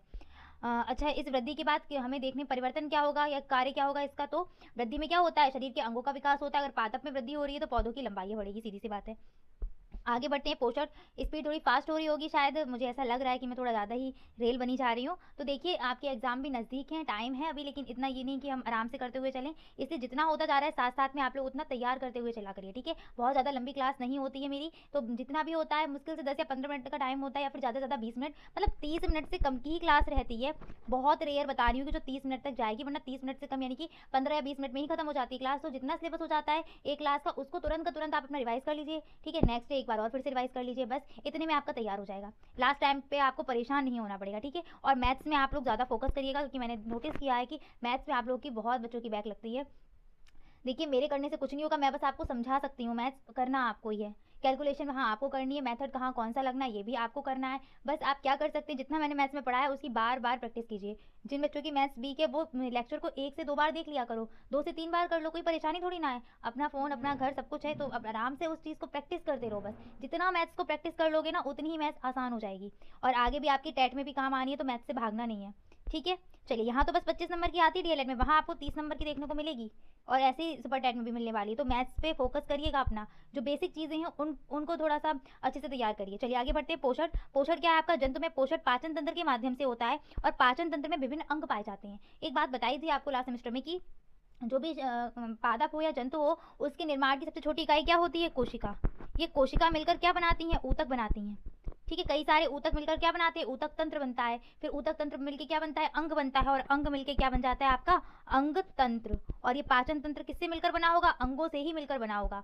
अब पाचन तंत्र में कौन कौन से अंग आते हैं, जंतुओं की बात करें तो मुख आ जाता है, ग्रास नली, आमाशय, छोटी आंत, बड़ी आंत, अग्न्याशय, यकृत, ये सभी क्या है आपके पाचन तंत्र के अंग हैं। क्योंकि यकृत से क्या है, पित्त स्रावित होता है, तो वो भी किसमें आता है, इसी में काम आता है, भोजन को पचाने में। अब इसमें क्रिया क्या होती है, तो भोजन के पोषक तत्व जो होते हैं वो सरल रूप में बदल जाते हैं, जैसे विटामिन हो गए, उसमें मिनरल्स हो गए, जो भी हैं वो सारे क्या है, एक जटिल रूप में होते हैं, उपस्थित होते हैं भोजन में, वो शरीर के अंदर जाकर क्या होते हैं, धीरे धीरे सरल रूप में डिवाइड होना शुरू हो जाते हैं। यही क्या है आपकी पोषण की क्रिया। उसके बाद जो भी पोषक तत्व है उनको अवशोषित कर लिया जाता है, और हमारी बॉडी उनको यूज करती रहती है। नेक्स्ट बात करते हैं पौधों में। तो पौधों में जो पोषण होगा वो कैसे होगा, प्रकाश संश्लेषण की क्रिया के द्वारा होता है। और ये जो प्रकाश संश्लेषण की क्रिया है ये कहाँ होती है, पत्तियों में होती है, ठीक है, इस चीज को ध्यान रखना। नेक्स्ट आते हैं परिसंचरण पर। तो परिसंचरण की क्रिया का मतलब क्या है कि हमारे शरीर के अंदर वहन करना, जैसे पोषक तत्व हुए तो उनका भी वहन होता है। अगर पौधों की बात करें तो उनमें जल और भोजन का संवहन होता है, ट्रांसपोर्ट होता है ना, वही आपका परिसंचरण में आता है। परिसंचरण के लिए हमारे शरीर में कौन कौन से अंग पाए जाते हैं, हृदय, रक्त और रक्तवाहिनियां। रक्तवाहिनियां में आपका आता है शिरा और धमनियां, ठीक है। शिरा और धमनियों को मैं भी पढ़ाऊंगी बहुत अच्छे से, क्योंकि आपके में चैप्टर दिया है बायोलॉजी का, जहाँ से आपकी शिराएं क्या होती हैं इसके बारे में पूछा गया था। चलिए, पौधों में क्या पाए जाते हैं, पौधों में पाए जाते हैं जाइलम और फ्लोएम, ठीक है। जाइलम क्या होता है, जा से जाइलम, जा से जल, तो जाइलम जल और खनिज लवण का संवहन करता है। किस किसका करेगा, जल और खनिज लवण का। इस चीज को ध्यान रखना, ये आपका ऑब्जेक्टिव के लिए और 1 लाइनर क्वेश्चन जो अति लघु उत्तरीय है उनके लिए बहुत ही इंपॉर्टेंट क्वेश्चन रहेगा कि जाइलम का काम क्या होता है, तो जल व खनिज लवण का संवहन करना, और फ्लोएम का वर्क क्या होता है, पानी का संवहन करना। किसका, सॉरी पानी कह रही हूँ मैं, गलती हो गई। फ्लोएम, फा से फ्लोएम, फा से फूड यानी कि खाना, ठीक है, भोजन का संवहन करता है। किसका, खाना का। तो उम्मीद करती हूँ भूलेंगे नहीं आप लोग। जाइलम, जा से जल और जा से जाइलम, ठीक है। और दूसरा क्या, फ्लोएम, फा से फ्लोएम और फा से ही आपका क्या हो जाता है, फूड। तो फ्लोएम खाने का संवहन करता है और जाइलम जल और खनिज लवण का संवहन करता है। आगे अब बात करते हैं उत्सर्जन की। तो जो उत्सर्जन है जंतुओं में, उत्सर्जन के लिए त्वचा पाई जाती है, गुदाद्वार पाया जाता है, यहाँ से वो उत्सर्जन करते हैं। जैसे पसीना पसीना निकलता है त्वचा से, ऐसे ही आपका जो ये कहते हैं CO2 है, CO2 भी निकाली जाती है ना, ये भी क्या एक उत्सर्जी पदार्थ है, ठीक है। पसीना भी उत्सर्जी पदार्थ हो गया। पौधों में बात करें तो पौधों में रबर प्राप्त होती है, गोंद प्राप्त होता है, ये सब क्या है, पौधे के उत्सर्जी पदार्थ हैं जिनका हम यूज़ करते हैं, ठीक है। तो पौधों में जो तनों पर छोटे छोटे छिद्र पाए जाते हैं, इनके द्वारा उत्सर्जन होता है। गोंद और बाष्पोत्सर्जन की क्रिया क्या है, ये उत्सर्जन की आप उदाहरण देख सकते हैं कि गोंद किससे प्राप्त हो रहा है, उनकी उत्सर्जी क्रिया से जो पदार्थ बन रहा है वही गोंद है आपका। नेक्स्ट बात करते हैं प्रजनन तंत्र की। तो प्रजनन तंत्र में क्या है, सॉरी प्रजनन की बात करते हैं। तो प्रजनन में आपका जनन तंत्र, एक विकसित जनन तंत्र पाया जाता है, जिसमें क्या है, जंतुओं की बात करें तो जंतुओं में नर व मादा जनन अंग पाए जाते हैं। और पौधों की बात करें तो पौधों का जो आपका है रिप्रोडक्शन, वो आपने शायद फर्स्ट सेमेस्टर में आपके में था, पूरा डिटेल में था। पौधों में किस प्रकार से जनन होता है, लैंगिक अलैंगिक सब कुछ आपका दिया था। तो बस इतना सा आपको ध्यान रखने की जो पौधे हैं उनमें क्या है, नर व मादा जनन अंग पाए जाते हैं। पुंकेसर बोलते हैं नर जनन अंग को, और मादा बोलते हैं, मादा जनन अंग को बोलते हैं इस तरीके से, ठीक है। बस इतना ध्यान रखना। अब जनन होता क्या है, तो जनन क्या होता है आपका, कि अपने ही जैसे नए जीव या नए पौधे की उत्पत्ति करना ही जनन कहलाता है। तो ये थी आपकी कुछ इंपॉर्टेंट क्रियाएं, और इनसे जो भी आपके अंग थे वो रहे। और लास्ट सेमेस्टर में आपका तंत्र बहुत अच्छे से थे, परिसंचरण तंत्र वगैरह, तो वहीं से अगर नोट्स बने तो रिवीजन कर लेना, बस इतना डिटेल में आता नहीं है आपका थर्ड सेमेस्टर में। बस ये है आपका कि जितना भी आपने फर्स्ट सेमेस्टर में पढ़ा है और जितना भी आपने सेकंड सेमेस्टर में पढ़ा है, इसमें से कुछ बेसिक चीजें हैं जो पूछ ली जाती हैं। एक बार फोर्थ सेमेस्टर में आपका उत्तोलक पूछ लिया गया था, उत्तोलक जबकि आपने कहाँ पढ़ा हुआ सेकंड सेमेस्टर में, तो कुछ साइंस की चीजें ऐसी हैं आपकी कि पूछ ली जाती है, भले ही वो सेमेस्टर में है या नहीं है। तो कुछ बेसिक चीजें जैसे अनुकूलन हो गया, इन सभी को आप लोग थोड़ा थोड़ा अपना पढ़ के जाना। फिर भी अनुकूलन में कराऊंगी क्योंकि आपका एक चैप्टर है पर्यावरण का, तो उसमें मैं आपको अनुकूलन कराऊंगी। चलिए हार्मोन्स क्या है, हार्मोन्स को देख लें। हार्मोन्स एक प्रेरक का कार्य करते हैं। ये कार्बनिक यौगिक के रूप में बहुत कम स्रावित होती है। कैसे यौगिक है, कार्बनिक यौगिक है, ठीक है। और हमारी जो बॉडी है यानी कि शरीर में बहुत ही कम मात्रा में ये निकलते हैं। हार्मोन शरीर में क्या काम करते हैं तो वो देखते हैं। हार्मोन शरीर में जैविक क्रियाओं को नियंत्रित और साथ साथ क्या करते हैं, नियमित करते हैं। और इनकी सूक्ष्म मात्रा ही क्रियाओं को नियंत्रण करने के लिए पर्याप्त होती है, ठीक है। ये हमारे अंदर जितनी भी जैविक क्रियाएं हो रही हैं उनको नियंत्रित करेंगे, कंट्रोल करेंगे, साथ साथ रेगुलर करेंगे, ठीक है। और ये कहते हैं इनकी बहुत सूक्ष्म मात्रा, अति सूक्ष्म मात्रा ही से क्या हो जाएगा, प्रभाव पड़ेगा हमारे शरीर पर। नेक्स्ट क्या है, इनकी कमी या अधिकता से कार्यात्मक रोग हो जाते हैं, ठीक है। इनकी जब आपने सुने भी होंगे, काफ़ी आसपास लोग देखते हैं, जैसे काफ़ी लंबे व्यक्ति देख लिए, बहुत छोटे व्यक्ति देख लिए, ठीक है, या बहुत मोटे देख लिए, बड़े एकदम भारी भरकम वाले, बहुत सूखे साखे देख लिए, यानी कि वो है क्या, उनमें कुछ ना कुछ हार्मोन्स की कमी है। हमारी बॉडी में भी कुछ ऐसी चीज़ें, हमारे अंदर की शरीर की क्रियाएं जब गड़बड़ हो जाती है तो वहाँ पर भी क्या है कि हार्मोन्स थोड़ा ऊपर नीचे हो जाते हैं। तो देखिए शरीर में स्रावित होने वाले हार्मोन्स कौन कौन से हैं और कहाँ कहाँ से निकलते हैं वो देख लेते हैं। उससे पहले एक नोट पॉइंट आपका लिखा हुआ है, शरीर में होने वाली सभी रासायनिक क्रियाओं पर इनका नियंत्रण होता है। हार्मोन स्रावित करने वाली ग्रंथियों को हम क्या कहते हैं, अंतःस्रावी ग्रंथि कहते हैं, ठीक है।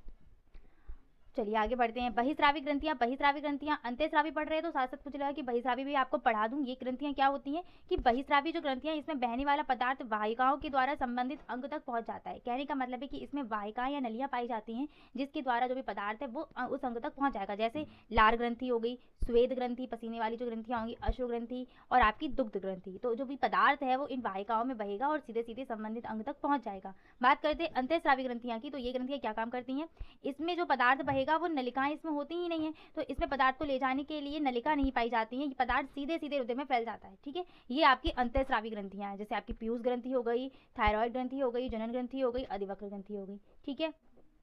चलिए अब देखते हैं मनुष्य के प्रमुख अंतःस्रावी ग्रंथि और उनसे स्रावित होने वाले हार्मोन्स और उनके कार्य, ठीक है। चलिए पढ़ते हैं। पहला आपको कौन सा हार्मोन है, पहला है आपकी ग्रंथि। देखो मैंने पहले ग्रंथि का नाम लिखा है, साथ साथ फिर उसका हार्मोन लिखा है और शारीरिक जो भी क्रियाएं वो करता है उसको क्रियाओं को लिखा हुआ है, ठीक है। तो पहला हार्मोन है आपका थायराइड, पहली ग्रंथि आपकी थायराइड ग्रंथि, और इससे जो हार्मोन्स निकलता है वो थायरोक्सिन हार्मोन होता है। और ये कहाँ पाई जाती है, मनुष्य की गर्दन के नीचे पाई जाती है। पहले जंतुओं की कराऊंगी फिर मैं आपकी पादपों की कराऊंगी। अब इसका कार्य का क्या होता है, तो शरीर की उपापचय क्रियाओं को ये नियंत्रित करते हैं थायरोक्सिन हार्मोन, ठीक है। नेक्स्ट है आपकी ग्रंथि अधिवक्र ग्रंथि, इसको एड्रेनल ग्लैंड भी बोलते हैं। और ये जो इससे हार्मोन निकलता है ये क्या निकलता है, एड्रेनेलिन। ये कहाँ होती है, तो ये किडनी के ऊपर स्थित होती है। इससे जो हार्मोन निकलता है वो है एड्रेनेलिन, और इसका कार्य क्या है, तो है आपका रक्तचाप को नियंत्रित करती है, ठीक है। और इस एड्रेनल ग्रंथि से एक हार्मोन और निकलता है, उसको बोलते हैं उड़ो या लड़ो हार्मोन के नाम से भी जानते हैं, ठीक है। चलिए आगे बढ़ते हैं। पीयूष ग्रंथि आपकी मास्टर ग्रंथि होती है। कहाँ होती है उपस्थित, सभी जानते हैं, मस्तिष्क में होती है कि पीयूष ग्रंथि, पिट्यूटरी ग्रंथि, मास्टर ग्रंथि। इसको बहुत अच्छे से पढ़ा है हमने। क्वेश्चन सीधे सीधे आता है कि शरीर में कौन सी ग्रंथि मास्टर ग्रंथि है, तो वहाँ पीयूष ग्रंथि। ये क्वेश्चन आपका ईवीएस में भी कभी कभार पूछ लिया जाता है, क्योंकि ईवीएस में भी आपकी बेसिक साइंस से क्वेश्चन आ जाते हैं। ठीक है। मनुष्य के मस्तिष्क में पाई जाती है, लगभग 13 हार्मोन स्रावित करती है, पर 13 हार्मोन नहीं पढ़ने पड़ेंगे, मैं आपको कुछ इंपॉर्टेंट ही करा रही हूँ। पहला है आपका वृद्धि हार्मोन, जीएच बोलते हैं, ग्रोथ हार्मोन इसको बोलेंगे इंग्लिश में। इसकी कमी से व्यक्ति बौना हो जाएगा और अधिकता से बहुत लंबा हो जाएगा। तो यहाँ से आप समझ पा रहे हैं कि हार्मोन एक्चुअल में आपको देखने को कहाँ मिलेंगे। ठीक है, ऐसे कभी कभार आपने देखे हुए कि कुछ लड़कियों के चेहरे पर, फेस पर दाढ़ी मूछें निकल आती हैं, कुछ लड़कों के फेस पर नहीं निकलती, यानी कि है क्या उनमें हार्मोन्स की कमी या अधिकता की वजह से ही ये चीज़ें होती हैं। ठीक है। नेक्स्ट है आपका फॉलिकल उत्तेजक हार्मोन। फॉलिकल उत्तेजक हार्मोन को हम शॉर्ट में एफएसएच बोलेंगे। ये क्या करता है, ये नर में शुक्र जनन को प्रभावित करता है। इसकी कमी या अधिकता से नर में क्या प्रभावित होंगे, शुक्र जनन। नेक्स्ट आपका हार्मोन है टीएसएच, इसका नाम है थायराइड उत्तेजक हार्मोन। तो सीधी सी बात है, थायराइड उत्तेजक है, यानी कि क्या करेगा, थायराइड ग्रंथि को उत्तेजित करेगा, उसको हार्मोन स्रावित करने के लिए प्रेरित करता है। तो टीएसएच का काम क्या है, थायराइड ग्रंथि को हार्मोन स्रावित करने के लिए प्रेरित करना। नेक्स्ट है आपका एलटीएच। तो एलटीएच हार्मोन क्या करता है, शिशु के लिए स्तनों में दुग्ध का स्राव उत्पन्न करेगा, एलटीएच। ठीक है, पहला आपको पढ़ाया था जीएच, जो आपका ग्रोथ को करता था, उसकी वृद्धि और कमी से क्या हो जाता था, आपका वृद्धि बहुत ज़्यादा स्रावित हो जाएगा, अधिकता से तो इंसान बहुत लंबा हो जाएगा, और अगर कम स्रावित होगा तो पौना हो जाएगा। नेक्स्ट अभी आपको पढ़ाया वो है आपका एफएसएच। ठीक है, ये नर में शुक्र जनन को प्रभावित करता है। नेक्स्ट है आपका टीएसएच, ये क्या है, थायराइड ग्रंथि को हार्मोन स्रावित करने के लिए प्रेरित करता है। और फिर आपका एलटीएच, ये शिशु के लिए स्तनों में दुग्ध का स्राव करेगा। नेक्स्ट है आपकी ग्रंथि अग्न्याशय ग्रंथि, इसका बहुत ही इंपॉर्टेंट है, और इसका जो हार्मोन है, इसकी वजह से बहुत सारी बीमारियां भी हो रही हैं, जैसे कि आपने डायबिटीज के बारे में सुना होगा। ग्रंथि है आपकी अग्न्याशय ग्रंथि, ग्रहणी के पास स्थित होता है, और हार्मोन है इंसुलिन। ठीक है, इस चीज़ को याद रखना, बहुत ही इंपॉर्टेंट क्वेश्चन है, आपसे पूछा जाता है कि इंसुलिन का स्राव किस ग्रंथि से होता है, तो अंतःस्रावी ग्रंथि से होता है। आपकी जो अग्न्याशय है ना, अग्न्याशय में दो प्रकार की ग्रंथियां पाई जाती है, बहिस्रावी ग्रंथियां भी और आपकी अंतःस्रावी ग्रंथियां भी। तो जो अंतःस्रावी ग्रंथियां, उसमें से ये आपका इंसुलिन और ग्लूकेगॉन हार्मोन निकलते हैं। जो इंसुलिन हार्मोन क्या करता है, रक्त शर्करा यानी कि ब्लड शुगर जो होती है, उसका नियमन करता है। नेक्स्ट ग्रंथि है आपकी जनन ग्रंथि। जनन ग्रंथि से कौन कौन से हार्मोन निकलते हैं, तो पहला हार्मोन है आपका एस्ट्रोजन। एस्ट्रोजन, अच्छा ये ध्यान रखना, क्योंकि ऑब्जेक्टिव क्वेश्चन क्या बनता है कि महिलाओं में या स्त्रियों में स्रावित होने वाले हार्मोन, निम्नलिखित में से कौन सा हार्मोन स्त्रियों में स्रावित होता है, निम्नलिखित में से कौन सा हार्मोन पुरुष या नर में स्रावित होता है, तो ये ध्यान रखना। एस्ट्रोजन स्त्रियों में होता है, स्त्रियों में रज चक्र को ये नियमित करता है। ठीक है। नेक्स्ट है आपका प्रोजेस्टेरॉन, ये क्या करता है, ये हार्मोन ये भी स्त्रियों का ही है, इसे गर्भ हार्मोन भी कहते हैं, और इसका मुख्य कार्य जो है गर्भाशय को गर्भावस्था के लिए तैयार करना। और लास्ट हार्मोन है आपका जंतु हार्मोन में टेस्टोस्टेरॉन, जो आपका पुरुष में द्वितीयक लैंगिक लक्षणों का विकास करता है। ठीक है, यानी कि उनमें दाढ़ी मूछें निकलना और उनकी आवाज़ भारी वगैरह हो जाती है, वो इसी हार्मोन की वजह से होती है। और जो आपको भी बताया था एस्ट्रोजन, ये महिलाओं में यानी कि स्त्रियों में द्वितीयक लैंगिक लक्षणों का विकास करते हैं। ठीक है, मतलब महिलाओं को, महिला में जो भी गुण होंगे वो इस हार्मोन की वजह से आएंगे। तो आपके जो जंतु हार्मोन है वो कंप्लीट हो गए। हार्मोन क्या होता है, बेसिक सा आप समझ गए होंगे कि ये करते क्या है, हमारी शरीर की जो भी क्रियाएं हैं उनको नियंत्रित करते हैं। ठीक। नेक्स्ट है आपका पादप हार्मोन। तो पादपों में वृद्धि व विकास को नियंत्रित करने के लिए कुछ विशिष्ट रासायनिक पदार्थ, इनको क्या ही बोलेंगे, कार्बनिक जटिल यौगिक बोल सकते हो, इनको हार्मोन कहते हैं। यहाँ पर नीचे लिख भी दिया है कि पादप हार्मोन जटिल कार्बनिक पदार्थ हैं, और इनको दूसरे नाम से जानते हैं, वो है फाइटो हार्मोन। पादप हार्मोन के प्रकार देख लीजिए, तो आपके जो इंपॉर्टेंट है वो क्या है, ऑक्सिन, जिब्रेलिन, साइटोकाइनिन, एब्सिसिक अम्ल और इथाइलिन या एथिलीन भी इसको बोला जाता है। अब इनके काम ज़्यादा नहीं, बस देखो मेन काम इन हार्मोन्स का क्या है, पादप हार्मोन की अगर आपसे विशेषता पूछी जाए तो इनका जो मुख्य कार्य वो क्या है कि पादप की जो वृद्धि है उसको नियंत्रित करना, वृद्धि और वृद्धि रोधन को। ठीक है, वृद्धि और वृद्धि रोधन को नियंत्रित करना। पौधे का बड़ा होना, साथ साथ जैसे बीज आपने देखा है, तो बीज जब तक उसको पानी और वायु नहीं मिलेगी तब तक वो क्या रहेगा, सुप्तावस्था में रहता है, तब तक वो काम नहीं करता, यानी कि अंकुरित नहीं होगा। तो उस बीज को सुप्तावस्था में बनाए रखने के लिए भी एक हार्मोन निकलता है। ठीक है, तो कुल मिला के हार्मोन का काम क्या है, वृद्धि रोधन भी बोल सकते हो, वृद्धि करना, दोनों ही काम इनके हैं। और इन ये कम या अधिक हो गए तो इससे क्या होगा, उल्टा इफेक्ट पड़ जाएगा, और साथ साथ इनकी बहुत कम मात्रा ही प्रभाव डालती है। बस ये 3-4 पॉइंट याद रखो। अब हम ऑक्सिन हार्मोन को देख लेते हैं कि पहला जो ऑक्सिन हार्मोन है ये क्या है, केवल अग्रकलिका में ही वृद्धि करता है और जड़ निर्माण में सहायक होता है, अग्रकलिका में ही वो निकलेगा। नेक्स्ट है आपका जिब्रेलिन, तो तनों की लंबाई में वृद्धि करता है। बहुत सारे काम है, लेकिन आपको क्या है, ऑब्जेक्टिव क्वेश्चन आपके आने हैं और वन लाइनर आने, तो वहां पर आपको बस इतना पता होना चाहिए कि जिब्रेलिन का मुख्य कार्य क्या है, तो तनों की लंबाई में वृद्धि करता है। वैसे तो ये दोनों ही क्या है, वृद्धि करने वाले हार्मोन है। साइटोकाइनिन आपका इंपॉर्टेंट है, क्योंकि साइटोकाइनिन क्या करता है, कोशिका विभाजन में ही को प्रेरित करता है। ठीक है, साइटोकाइनिन क्या करेगा, कोशिका विभाजन को प्रेरित करेगा। ये तीनों ही आपके क्या निकल आए हैं, वृद्धि को करने वाले हार्मोन है। नेक्स्ट है आपका एथिलीन। तो एथिलीन जो आपका हार्मोन है वो एकमात्र गैसीय प्राकृतिक हार्मोन है। एथिलीन होती क्या है, गैस होती है। आपने देखा भी होगा, आपसे क्वेश्चन पूछा गया होगा काफी बार कि फलों को पकाने के लिए कौन सी गैस का यूज करते हैं, तो आपकी क्या है, एथिलीन। ठीक है, वैसे ये प्राकृतिक हार्मोन भी है, प्राकृतिक वृद्धि नियंत्रक हार्मोन है, फलों को पकाने में सहायक है। प्राकृतिक रूप से भी निकलता है, लेकिन लोग करते क्या है, कच्चे फल तोड़ के उन पर एथिलीन गैस का प्रभाव डालते हैं और वो पक जाते हैं, इस तरीके से भी यूज किया जाता है। नेक्स्ट है आपका लास्ट पादप हार्मोन एब्सिसिक अम्ल, एकमात्र हार्मोन जो अम्लीय अवस्था में उपस्थित होता है। अम्ल लगा हुआ है ना, अम्लीय अवस्था में होता है ये, और ये वृद्धि रोधक हार्मोन है। बीजों व कलियों को संतुलित करके उन्हें सुप्त बनाए रखने का काम करता है ये हार्मोन। ठीक है, एब्सिसिक अम्ल का काम क्या है? बीजों को सुप्त बनाए रखना, यानी कि ये वृद्धि रोधक हार्मोन है। ठीक है, चलिए आगे बढ़ते। नियंत्रण और समन्वयन था, तो कंट्रोल और कोऑर्डिनेशन। जीवों में विभिन्न प्रकार की जैविक क्रियाएं होती है, तो उनको आपस में क्या, उनका तालमेल बनना भी जरूरी है। तो जो भी जैविक प्रक्रम होगा वो एक साथ काम करने के लिए अपने बीच में अपने साथ तालमेल जो बनाते हैं वही कहलाता है आपका समन्वयन। एक बार फिर से बता देती हूँ, जीवों में विभिन्न जो जैव क्रियाएं होंगी उनके बीच वो एक साथ होती रहेंगी और उनके बीच में क्या है, तालमेल बनेगा, तभी वो एक साथ काम कर पाएंगी। तो जैव प्रक्रम में जैविक क्रियाओं को एक साथ करने के लिए उनका जो तालमेल बनता है उसको ही हम बोलते हैं समन्वय। और इस संबंध को स्थापित करने के लिए एक व्यवस्था हमारे अंदर होती है कि हम कंट्रोल करें, कोई क्रिया ज्यादा ना हो, कोई क्रिया कम ना हो। ठीक है, हमारे अंदर बॉडी में ही सब कुछ ऐसा हो रहा है, तो उसी को हम बोलते हैं नियंत्रण। ठीक है, कंट्रोल, समन्वय और नियंत्रण का आपको सबसे अच्छा एग्जांपल देखने को कब मिलता है? जब आप तंत्रिका तंत्र के बारे में आपने सुना है ना कि गर्म वस्तु को छूते हैं हाथ पीछे खिंच जाता है। ऐसे पेड़ पौधों में भी देखने को मिलता है कि छुई की पत्तियां आपने छुई, वैसे वो क्या होंगी, सिकुड़ जाती हैं। ठीक है, सूरजमुखी का जो फूल है वो हमेशा सूर्य की तरफ ही उसका मुख रहता है। तो ये सब क्या है, नियंत्रण और समन्वयन में ही आपको मिलेंगे।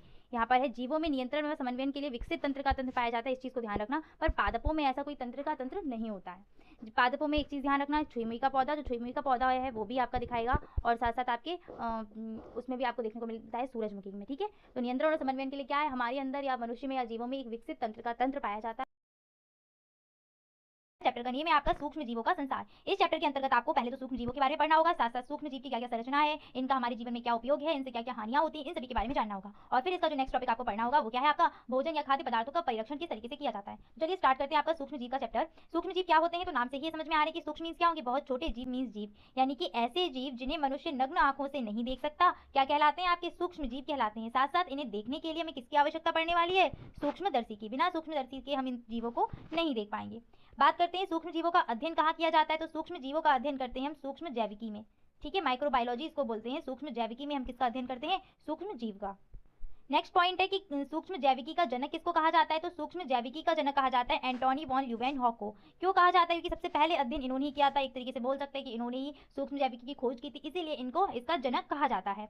ठीक है, सूक्ष्म जीव के अंतर्गत कौन कौन से जीव आते हैं, तो सूक्ष्म जीवों के अंतर्गत वैसे तो आपके चार प्रकार में बांटे गए। पहला है आपका बैक्टीरिया, प्रोटोजोआ, कवक और शैवाल, लेकिन कुछ लोग इसको वायरस को निर्जीव मान के इसमें से हटा देते हैं और कुछ लोग इसमें इंक्लूड करते हैं। ठीक है, तो आपको टोटल सूक्ष्म जीव कौन कौन से पढ़ने हैं, बैक्टीरिया, वायरस, प्रोटोजोआ, कवक और शैवाल। ठीक है, अब इनमें पढ़ना क्या होगा, तो बैक्टीरिया वायरस क्या है, इनकी संरचना कैसी है और इनसे क्या क्या होने वाले रोग हैं। साथ साथ आपके एग्जाम में औषधियां पूछी जाती है, यानी कि मेडिसिन, कि बैक्टीरिया से कौन सी मेडिसिन बनती है, कौन सी एंटीबायोटिक यानी कि प्रतिजैविक आपकी बनेगी, और कवक से कौन सी बनती है। ठीक है, चलिए देखते हैं इसको। सूक्ष्म जीवों की संरचना पे आते हैं, तो पहले है आपका जीवाणु। जीवाणु की खोज किसने की थी, तो उन्हीं ने की थी जो आपके सूक्ष्म जैविकी के जनक है, यानी कि एंटोनी वॉन ल्यूवेनहॉक। सूक्ष्म जीव जो है वो आपका एक कोशिकीय जीव होता है, और इसकी जो आकार है इसका वो गोल, छड़नुमा और सर्पिल आकार का ये होता है। ये कहाँ कहाँ मिलेगा आपको, तो ये आपको जल, स्थल, वायु, इन सभी स्थानों पर देखने को मिलता है। नेक्स्ट है आपका विषाणु यानी कि वायरस। वायरस की खोज की थी आपकी सबसे पहले इवानोवस्की ने। और वायरस जो होता है वो प्रोटीन व न्यूक्लिक एसिड के बने एक परजीवी होते हैं। ये क्रिस्टल के रूप में सुरक्षित किए जा सकते हैं। क्रिस्टल के रूप वाला जो वर्ड है इसको अच्छे से तैयार करना। इनको क्यों क्रिस्टल के रूप में रख सकते हैं, क्योंकि ये क्या है, सजीव और निर्जीव दोनों की तरह व्यवहार करते हैं। और आपको यहाँ से एक पॉइंट मिलेगा, ये आपको फर्स्ट सेमेस्टर में भी बताया था कि जो सजीव और निर्जीव के बीच की कड़ी होती है वो किसको कहा जाता है, तो ये आपका कहा जाता है वायरस को। ये स्क्रीन पर देखिए आपके सामने ये जीवाणु रहे सर्पिल आकार के, स्पाइरल आकार में, और ये क्षणनुमा जीवाणु रहे, ऐसे ही आपको कुछ ये वायरस देखने को मिलेंगे। ये इनकी आकृति होती है। तो आकृति इनकी कोई निश्चित नहीं होती कि कैसे ये देखने में आपको लगेंगे। आकृति विभिन्न आकार के पाए जाते हैं, बस गोल है, सर्पिल है, कुछ अलग अलग आकार देखने को मिलते हैं। नेक्स्ट है प्रोटोजोआ। तो प्रोटोजोआ जो है वो प्रोटोजोआ शब्द आपका प्रोटोजोयन से बना हुआ है, जिसमें प्रोटो का अर्थ होता है पहला और जोयन का अर्थ होता है जंतु। अर्थात ऐसे ये वे जंतु हैं जो सबसे पहले प्रकट हुए थे। ऐसा माना जाता है कि ये वे जंतु हैं जो सबसे पहले प्रकट हुए थे। ये भी आपके एक कोशिकीय जीव होते हैं और इनकी जो आकृति और आकार है विभिन्न आकार के ये पाए जाते हैं।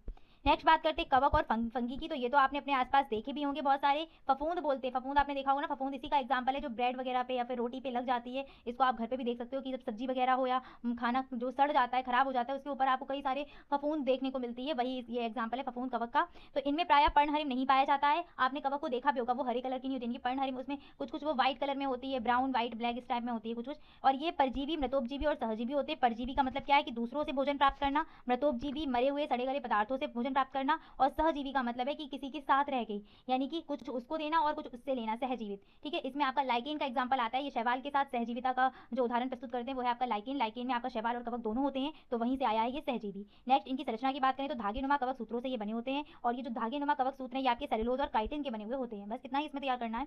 नेक्स्ट बात करते हैं शैवाल की। तो शैवाल आपके जो है वो पर्णहरिम नामक पदार्थ इनमें पर्णहरिम पाया जाता है। ये आपने देखा होगा जो आसपास नहीं आपको तालाब वगैरह के आसपास जहाँ जलीय वो होता है नमी वाला, वहाँ पे हरे हरे बहुत सारे दिखेंगे एल्गी, और ये अपना जो भोजन है खुद ही बनाते हैं। जिसके पास पर्णहरिम होगा वो अपना भोजन स्वयं बना पाएंगे। कुछ शैवाल जो है वो एक कोशिकीय होते हैं और कुछ शैवाल बहुकोशिकीय होते हैं। लाइकेन जो है आपका वो शैवाल प्लस कवक यानी कि इनकी सहजीविता का उदाहरण है लाइकेन, और लाइकेन आपका वायु प्रदूषण का सबसे अच्छा सूचक भी माना जाता है। ठीक है, SO2 वगैरह का आपने डिटेल में पढ़ा होगा जब वायु प्रदूषण, तो वहाँ पर आपको मिलेगा लाइकेन वायु प्रदूषण के बारे में बताते हैं कि कहाँ पे वायु ज़्यादा प्रदूषित है या कहाँ कम प्रदूषित है, इसलिए प्राकृतिक सूचक बोले जाते हैं वायु प्रदूषण की पहचान करने के लिए। नेक्स्ट यहाँ पर आप कुछ देख सकते हैं एल्गी स्पाइरोगायरा वगैरह, ये एल्गी हो गई आपकी। प्रोटोजोआ में आपका अमीबा पैरामीशियम आपको देखने को मिलेगा। साथ साथ कवक की बात करते हैं तो कवक में आपको राइजोपस जो आपको ब्रेड वगैरह के ऊपर देखने को मिल जाती है, पेंसिलिन मिलती है। ठीक है, और आपके ये रहा एस्परजिलस। ठीक है, तो इनके नाम वगैरह याद नहीं करने, बस इनको आपको दिखा दिया कि ये कवक कैसे होते हैं, वरना एक दिमाग में ही रहता है ना कि अरे कुछ समझ में ही नहीं आ रहा। जब तक चित्र ना देखे, साइंस की ये बड़ी अच्छी खास बात है कि जब तक हमें डायग्राम ना देखने को मिले तब तक इंटरेस्ट नहीं आता पढ़ाई में, तो इसलिए ये देख लीजिए प्रोटोजोआ वगैरह है, और ये आपका फंगी यानी कि कवक है।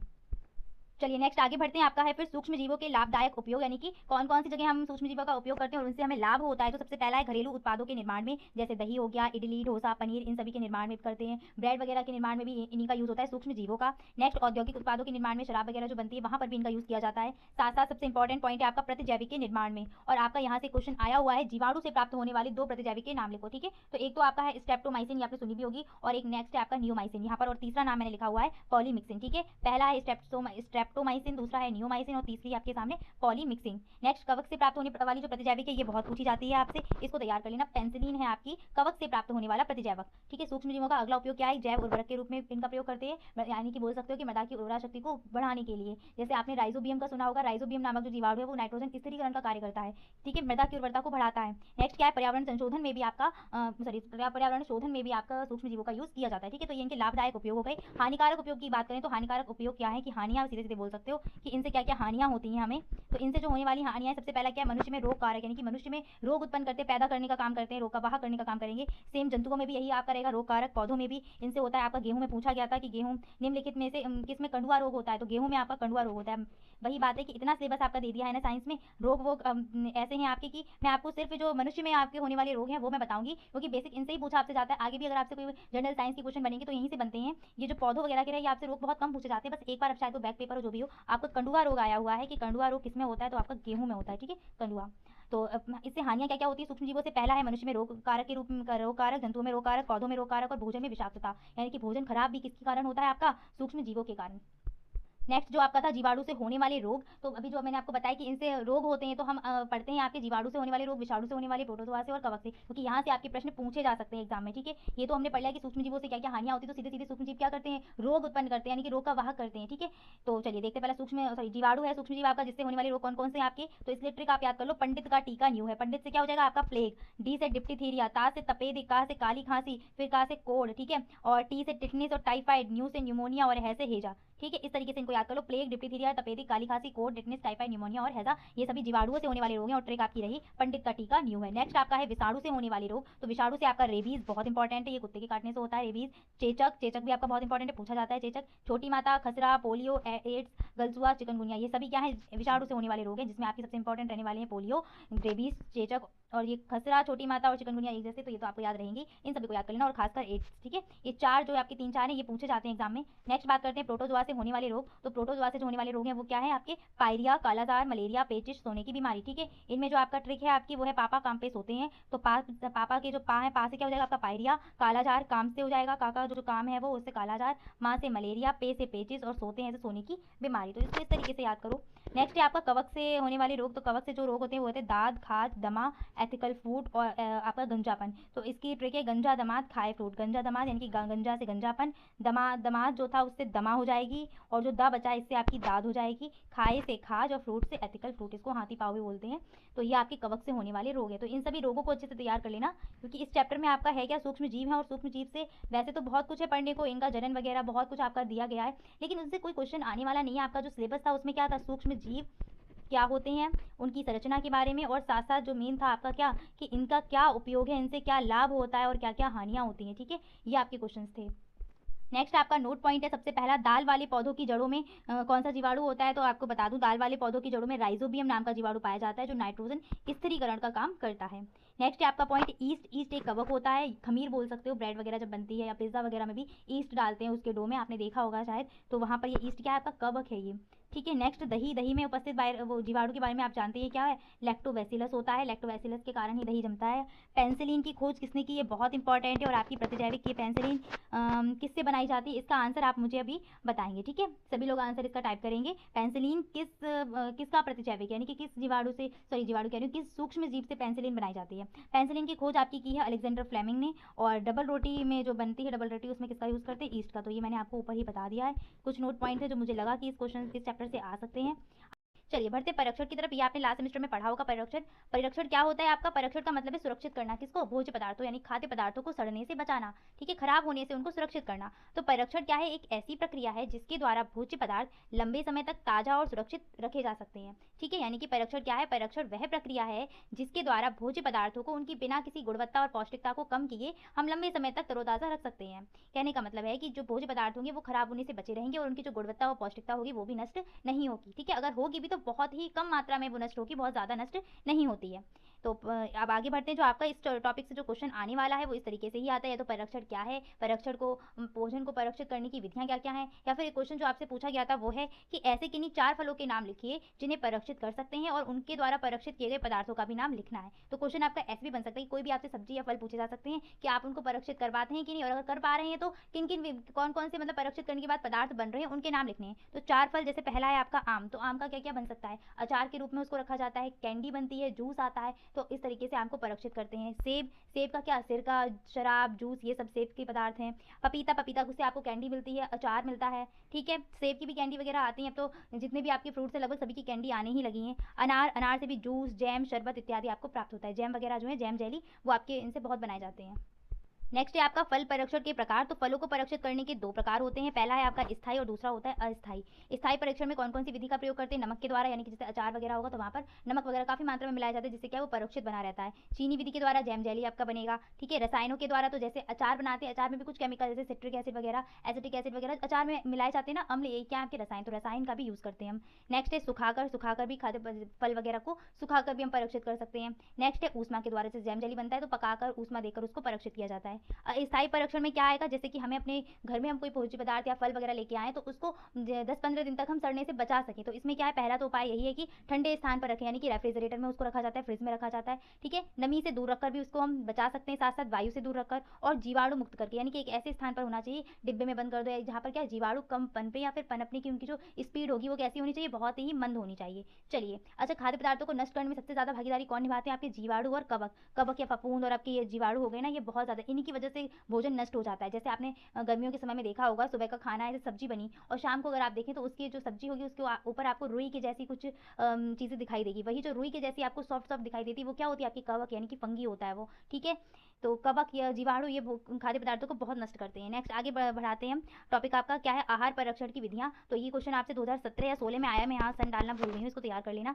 कि स्टरलाइजेशन विधि के द्वारा खाद्य पदार्थों को परीक्षित करने की कौन कौन सी विधियां, उनके नाम लिखिए। ठीक है, तो एक्सप्लेन भी आप कर सकते हैं, और वैसे भी आपका अगर क्वेश्चन आपका वेरी शॉर्ट में आ रहा है तो वेरी शॉर्ट की तरीके से लिखना है, शॉर्ट में आ रहा है तो शॉर्ट के तरीके से। तो स्टरलाइजेशन विधि के द्वारा खाद्य पदार्थ को सूक्ष्म जीवों से सुरक्षित करने की निम्नलिखित विधियां हैं। स्टरलाइजेशन विधि में करते क्या है, जो सूक्ष्म जीव होते हैं उनकी जो स्पीड होती है उसको मंद कर दिया जाता है, यानी कि उनकी पनपने की जो स्पीड होगी, उनकी प्रजनन की जो क्षमता होती है उसको मंद कर देते हैं स्टरलाइजेशन में। ठीक है, जिससे क्या है, जीवाणु बहुत जल्दी पनपेना या कवक वगैरह है बहुत जल्दी पनपेना और भोज्य पदार्थ लंबे समय तक बना रहेगा। तो पहला है निर्जलीकरण। तो इसमें क्या करते हैं हम, मशीनों के द्वारा बहुत ही उच्च ताप पर उसको गर्म करके उसकी जो सारा जो जल होता है उसको अलग कर दिया जाता है, और इस तरीके से, और उसमें नमक वगैरह मिला के बहुत सारी तकनीकों यूज़ करके नमक वगैरह नमक नहीं इसमें यूज किया जाएगा। निर्जलीकरण में निर्जली यानी कि जल को सिर्फ अलग कर देंगे जो भी खाद्य पदार्थ होगा। ठीक है, बहुत उच्च ताप पर इसको सुखा के और जो भी होगा पदार्थ उसमें से सारा जल बाहर निकल जाएगा, और इससे क्या होगा, जो भी पदार्थ होगा उसका सुरक्षित हो जाएगा। ठीक है, नेक्स्ट है प्रशीतन। तो प्रशीतन का यूज़ हम घर में भी करते हैं, यानी कि रेफ्रिजरेटर सुबह का खाना है या शाम का खाना है उसको एक या मतलब 1 दिन या 2 दिन तक बचाने के लिए हम क्या करते हैं, रेफ्रिजरेटर में रख देते हैं। आराम से खाना जो भी है, दही हो गया, आपका दूध हो गया, जो भी चीज़ें आराम से सब्जी वगैरह परिरक्षित बनी रहती हैं, यानी कि ठंडा करके भी। रसायनों के द्वारा तो यहाँ पर केमिकल की बात हो गई है। जो भी आपको पैकेजिंग में सामान मिलते हैं सभी में क्या है, कुछ ना कुछ केमिकल पड़ा होता है जिससे क्या वो परिरक्षित बनी रहती हैं। ऐसी अचार वगैरह में भी केमिकल मिला हुआ आता है। ठीक है, अल्कोहल वगैरह इन सभी में क्या है, कुछ ना कुछ केमिकल पदार्थ मिले होते हैं। नेक्स्ट है आपका डिब्बा बंद, यानी कि कैनिंग। इसको आप स्टोरिंग या संग्रहीकरण भी बोल सकते हैं। कुछ ऐसे भी आसपास जीव जंतु हैं, सूक्ष्म जीवों की ही नहीं बात करें, सूक्ष्म जीव तो आपके नष्ट कर ही रहे हैं खाद्य पदार्थ को, ऐसे जो आपके आसपास कीड़े मकोड़े हो गए, चूहे हो गए, ये भी तो भोज्य पदार्थ को खराब कर सकते हैं। तो इसलिए क्या है, जो भी आपके पदार्थ हैं उनको किसी बोतल में बंद करके, डिब्बा बंद यानी कि एयर टाइट कंटेनर में उसको बंद करके रख सकते हैं, जिससे क्या है कीड़े मकोड़े और भी चूहे वगैरह है वो भी ना जाए। और साथ साथ ऐसे आपके मसाले हो गए, चीनी हो गई, चाय कॉफ़ी, इनको भी एयर टाइट में रखा जाता है। अगर आपने देखा होगा कॉफ़ी जो लोग यूज़ करते हैं, अगर एयर टाइट कंटेनर ना हो तो कॉफ़ी कैसी एकदम अजीब सी हो जाती है। ठीक है, पाउडर होता है, पाउडर वो एक साथ आ जाता है, तो मसाले वगैरह भी ऐसी अजीब से हो जाते हैं। तो इसलिए क्या करना है, डिब्बा बंद में इनको एयर टाइट कंटेनर में रखे हम खाद्य पदार्थ को बचा सकते हैं। अचार द्वारा तो आपको समझ में आ ही रहा होगा, सुखाकर जो भी कुछ आपके पदार्थ या कहते हैं धूप वगैरह में सुखाकर आराम से इनको रखा जा सकता है, यानी कि वही जल जो होगा थोड़ा सा उसको अलग कर दिया जाएगा उसमें से सुखाने पर। उबाल कर, तो उबालने में आपका क्या क्या आ जाएगा, जैसे आपका दूध आ गया, तो दूध को जो है, दूध या और भी चीज़ें हैं, सब्जियां वगैरह हो गई, तो इनको गर्म करके या उबाल के आप रख दो, तो इनमें भी सूक्ष्म जीवों का जो भी जनन होगा वो धीरे धीरे मंद हो जाएगा। तो सूक्ष्म जीव रहित हो जाते हैं ये गर्म करके। ठीक है, अंतराल से उबालते हैं दूध को, तो थोड़े थोड़े टाइम बाद, जैसे सुबह उबाला तो थोड़ी देर बाद, कम से कम 6, 7 या 8 घंटे बाद फिर से एक बार उबाल लिया। और नहीं तो आजकल क्या है, फ्रिज है तो फ्रिज में रख देते, फिर उबालने की जरूरत भी नहीं पड़ती है। ठीक है, तो ये आपको परिरक्षित करने की कुछ विधियां एक्सप्लेन करने को आता नहीं है वैसे, फिर भी अगर आप करना चाहें तो एग्जाम में इनमें 2-2 पंक्तियां आपने उसमें लिख देना, क्योंकि 6-7 पॉइंट है, सभी का एक्सप्लेन करोगे तो आपका एक निबंध टाइप का बन जाएगा। इतना सब नहीं करना है हमें, एक एक पॉइंट लिख देना, या फिर इनमें से कोई 5 विधियों के नाम आप वहाँ पर लिख सकते हैं।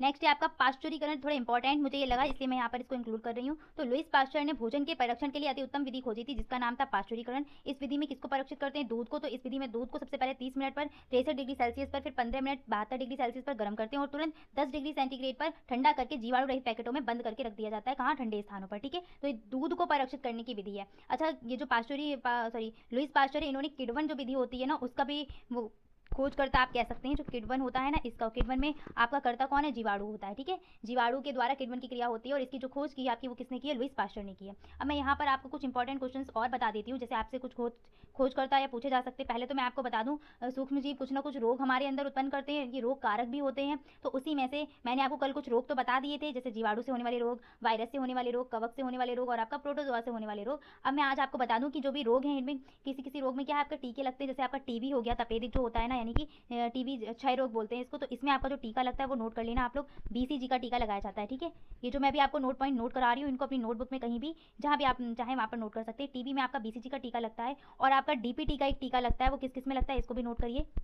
डीपीटी का टीका आपका लगता है, पहला होता है आपका डिप्टीथीरिया। क्या होता है, पहला डिप्टीथीरिया में लगेगा, इसके बाद आपका डिप्टीथीरिया। नेक्स्ट पी से आपका जो होगा यहाँ पर काली खांसी, डिप्टीथीरिया, काली खांसी, और टी से आपका होता है टेटनिस।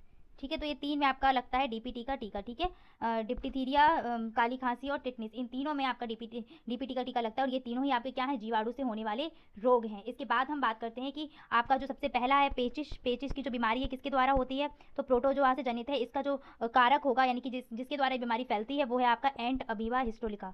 ठीक है, एंट अमीबा हिस्टोलिका, ये आपसे हो सकता है पूछ लिया जाए, एंट अमीबा हिस्टोलिका। ठीक है, एंट अमीबा हिस्टोलिका किसके द्वारा होती है, ये आपकी होती है प्रोटोजोआ के द्वारा। ठीक है, नेक्स्ट आपको मैं बता दूं, हैजा का वायरस, सॉरी हैजा का बैक्टीरिया, हैजा जो बीमारी है वो किसके द्वारा होती है, आपकी बैक्टीरिया के द्वारा, और इसका आप याद कर लीजिए विब्रियो कॉलेरी। ठीक है, विब्रियो कॉलेरी। ठीक है, कॉलेरी।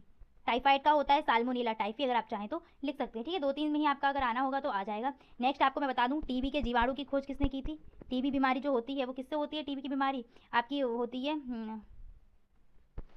जीवाणु से होती है ना टीबी की बीमारी। और टीबी की बीमारी की जो खोज की है आपकी वो किसने की है, ट्यूबरकुलोसिस। इसमें जो होता है आपका माइकोबैक्टीरियम ट्यूबरकुलोसिस, वो इसका बैक्टीरिया होता है, और आपकी खोज की है रॉबर्ट कोच ने। ठीक है, रॉबर्ट कोच ने।